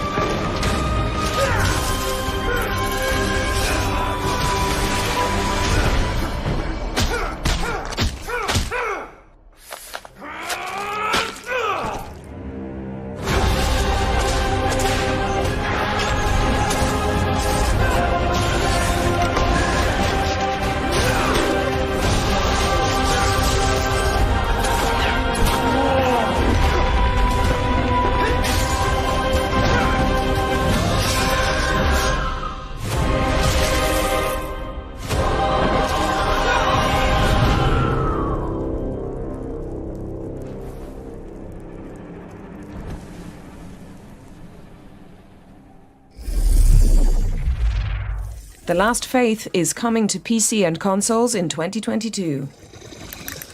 Now, let's check in with our friends from Team 17, who have a montage of exciting upcoming games to show us. Peggy 18.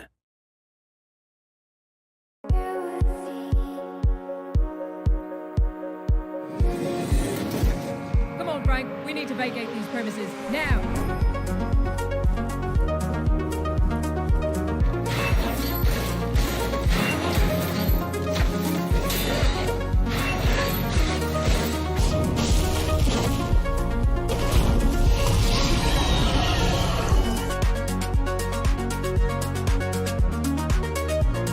Let's move on straight to our deceased. Well, who do we have here today?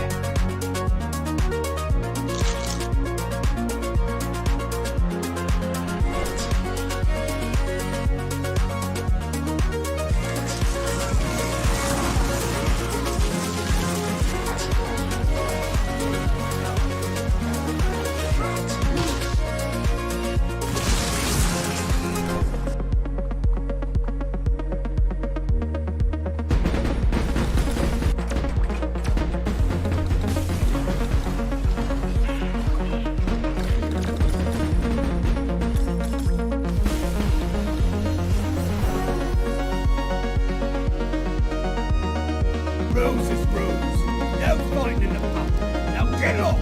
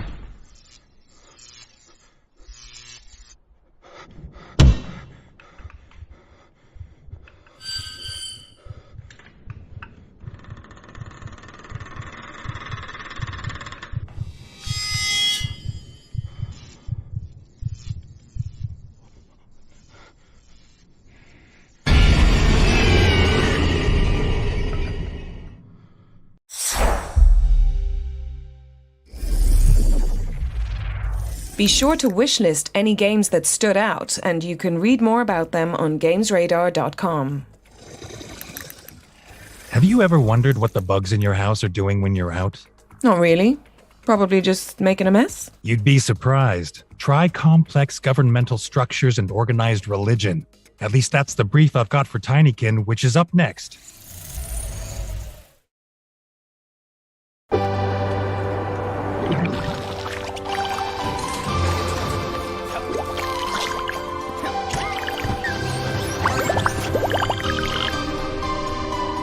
Welcome to the fascinating world of Tinykin. Tinykin are extraordinary little creatures. Alone, they rarely pose a threat. But in great numbers, they are exemplary. Look, here's some now. Ah, the purple Tinykin. Extremely powerful despite their small stature. Look here, green Tinykin. Extremely resourceful in reaching daring new heights. Stand back, unless you want a blue Tinykin to zap you with a powerful electric current. And that's everything. Wait, what's this? Well, look. There's Daniel, a red Tinykin. Adorable. With an immensely fiery temper.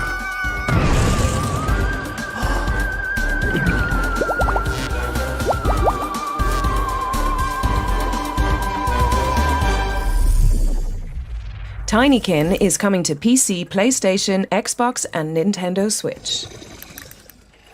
You know when you're finished cleaning, but you realize you missed a bunch of crumbs? It's like, just when I thought I was out, they pull me back in. Yeah, it's like when the boss orders a hit and you've got to go clean it up after hours. Ugh. Sort of. Maybe this next game is for you.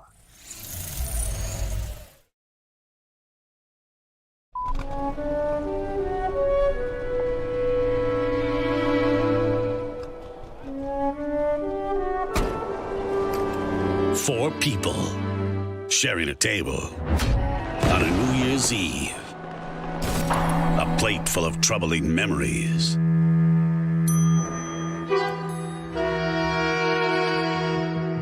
And a bitter taste of regret. Mother, should I run for president? 505 Games and Draw Distance are proud to present Serial Cleaners.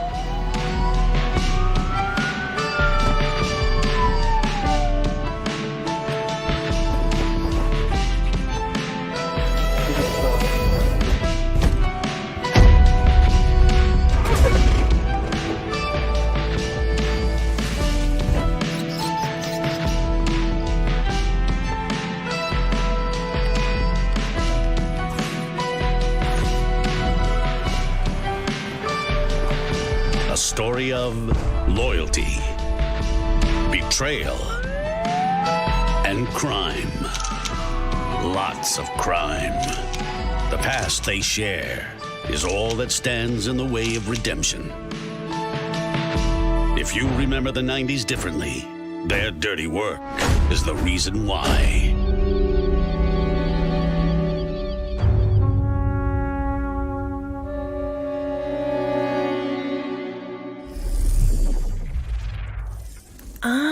So that's how you get wine out of a carpet. Serial Cleaners is launching in September on PC, Nintendo Switch, PlayStation, and Xbox. Do you ever miss taking your shoes off in front of strangers and spending your life savings on a cup of coffee? And boy, do we have the simulator for you.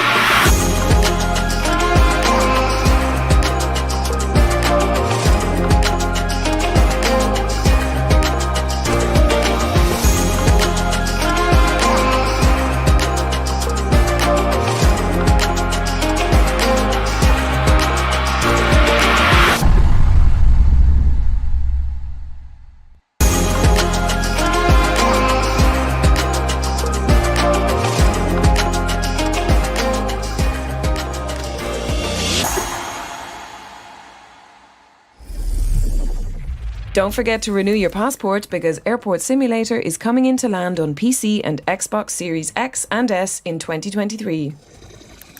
Let's break things up with our ones to watch montage. Keep your eyes peeled for several exciting games that are coming in the near future, and check out this awesome bespoke introduction from the team behind Inculinati.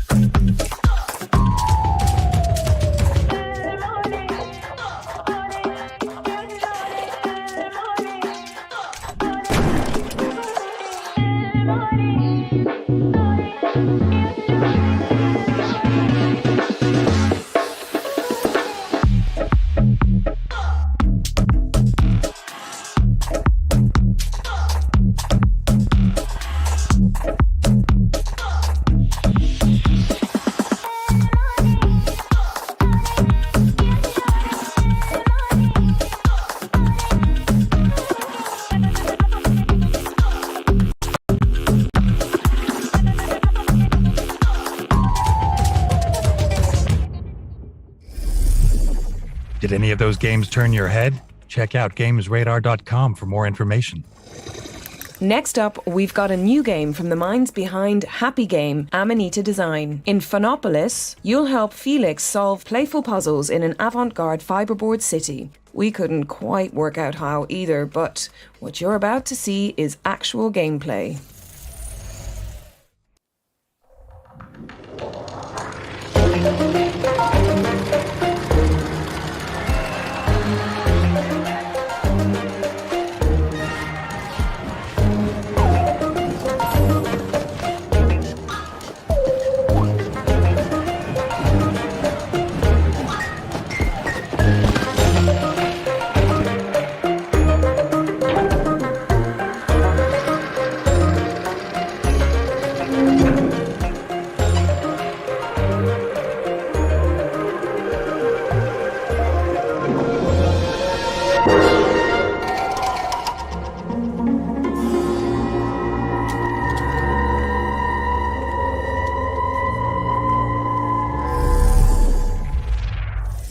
That was Phonopolis, which is coming soon. Now we've got a subterranean roguelike where you play as a lucid dreamer in a world of endless slumber. Please, please grant us protection from that hideous strength. It casts a shadow as endless as the dream. We all wither within its shade, succumbing to all manner of desire willed into being by the dream. Those who refuse to slake such corrupt thirst are cast into the depths to languish in solitude, until a voice, strong and sure as their own, whispers in their ear. This dream is ours. You need only ask for what you desire to will it into being. A safe return, a better world. Simply ask. Why must you vex me so? A lost land requires a shepherd. What manner of shepherd are you, Wolf? Down here? The only one around. Don't sleep on being and becoming, which is becoming soon to PC. Our next game follows a pilot who crash lands in the Arctic after his plane is chopped in half by mysterious forces. But he also has a court-mandated therapy robot called Alfie. Every cloud, right?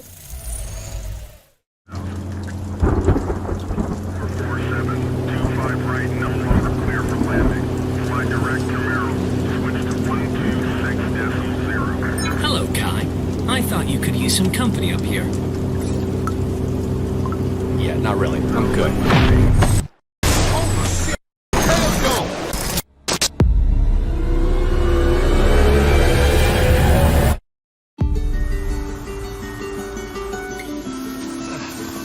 Donovan? Donovan, you copy? Hey, drone, wake up. Promotion. I must have unexpectedly powered off. Yeah, so did I. I do want to help in any way I can, Kai. You can help by staying out of it. Oh, get out of here! Hello? Kai? You out there? Oh, thank God. I thought I'd lost you. Was that Donovan I heard on the radio? What, you're spying on me now? I got it covered, Boy Scout. Landed by some big-ass silos. A power station, maybe? Wait, power station? Out here? Hey, Donovan. Donovan, do you copy?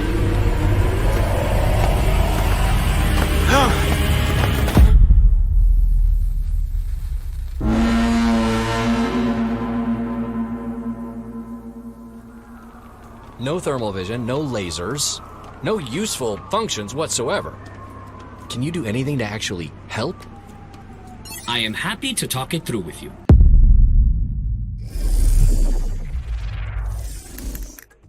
Doug, it's your line again? Oh, sorry. I'm just canceling that trip to Alaska.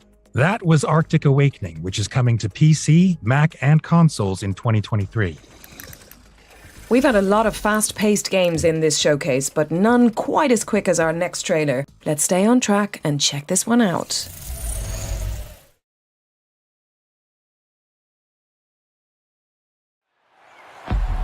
This is not a challenge for the faint-hearted, where the 20 best drivers in the world come together to take on some of the world's most historic circuits. And that legacy continues today. It's lights out, and away we go!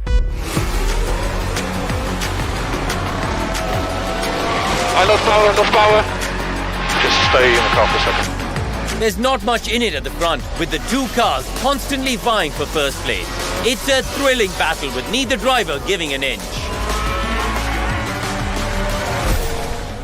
We might still be early in the season, but that doesn't mean we can sit back and relax. Everything is up for grabs, and nothing is certain at this stage.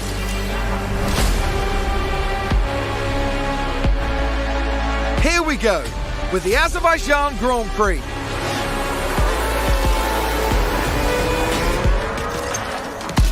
I think we should be satisfied with the step we've done, at least here. Oh no, it's a spin! Pit lane. Go feedback.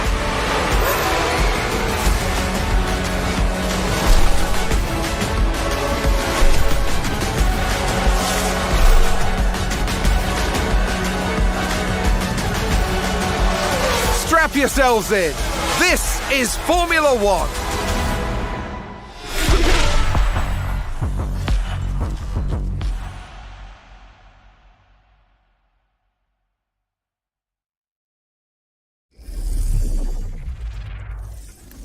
Who wants to be in the driver's seat when you can be in the driver's seat? Anyway, don't forget to tune into the PC Gaming Show to see the first gameplay from F1 Manager, which is racing onto PC, PlayStation, and Xbox on August 25th, 2022.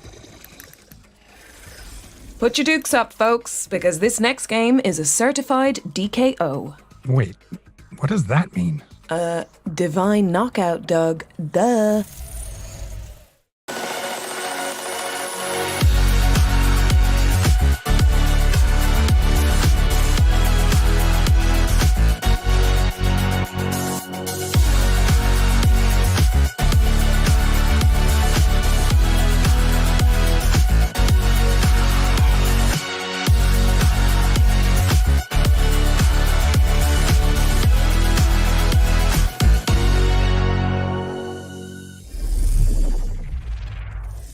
That was Divine Knockout, which is coming soon. Our next game is an adventure epic where you navigate a world full of tricky puzzles with the help of your robo-friend. It's true that behind every main character there's a smart, talented companion to help them get through it all. Denise, are you referring to Yennefer? Well, if the shoe fits. Here's Planet of Lana.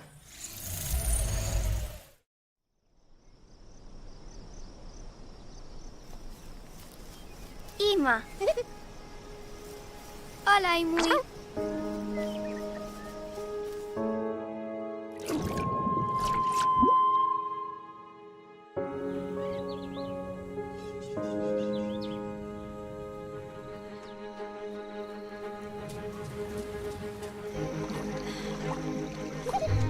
Aqui, Imui.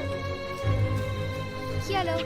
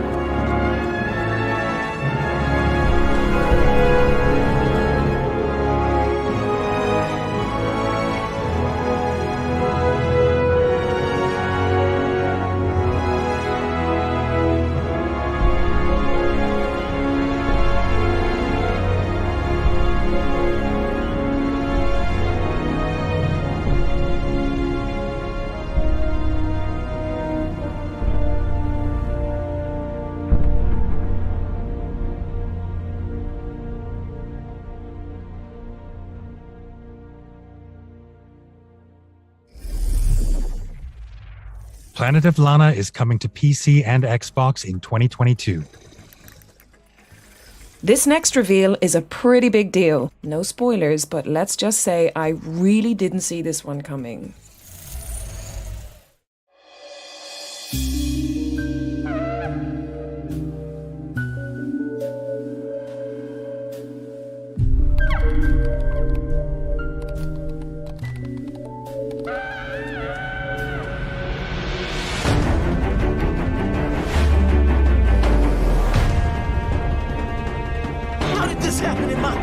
Never thought there'd be a murder out here. Our world contains phenomena that could never be explained with logic.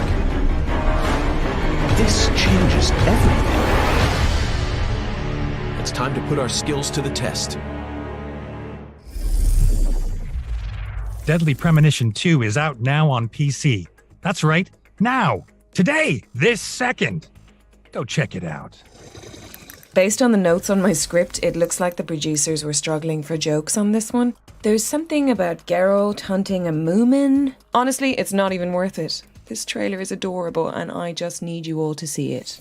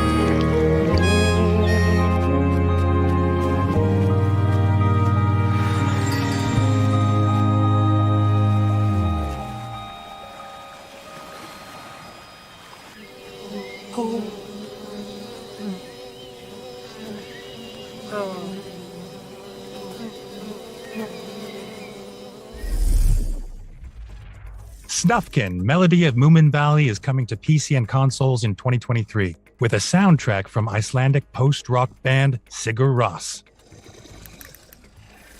Last but not least, we've got a brand new multiplayer survival game that fans of Pokemon are sure to enjoy. Let's check it out.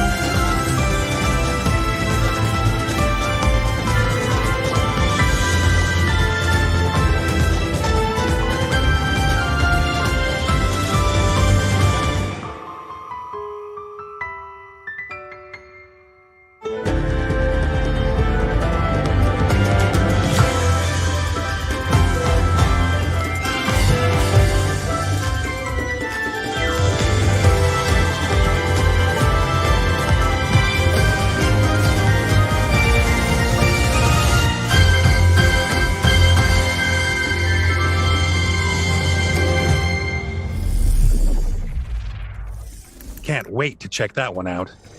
Well, it looks like we're at the end of the show. It's been an honor, Doug. Check the back of your script. I think we missed something.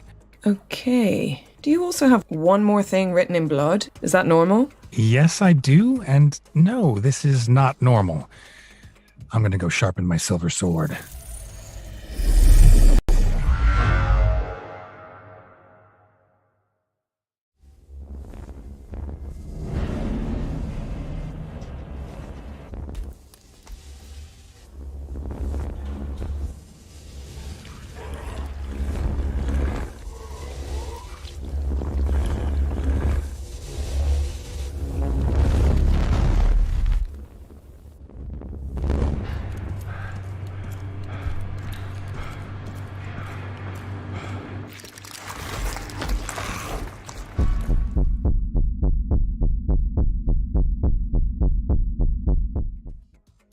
Now that really is the end of our show.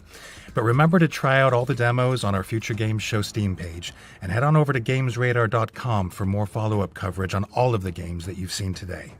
I'd like to say a big thank you to everyone involved in this year's Future Games Show, powered by Mana, and, of course, you guys watching at home. I'm Doug Cockle. And I'm Denise Goff. And this has been the Future Games Show, June 2022.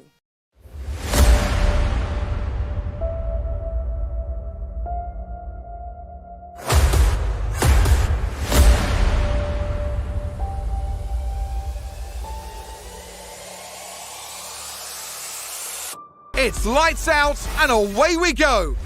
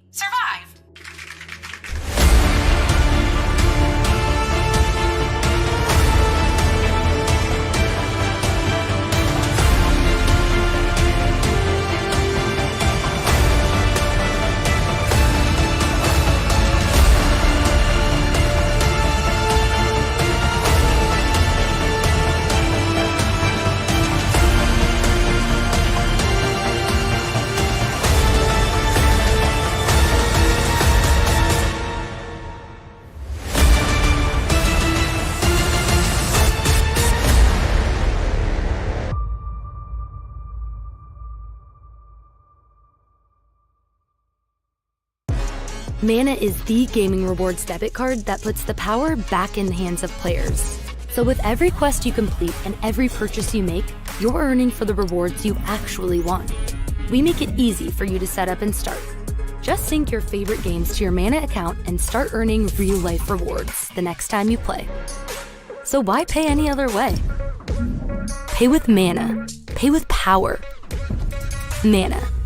Game the system.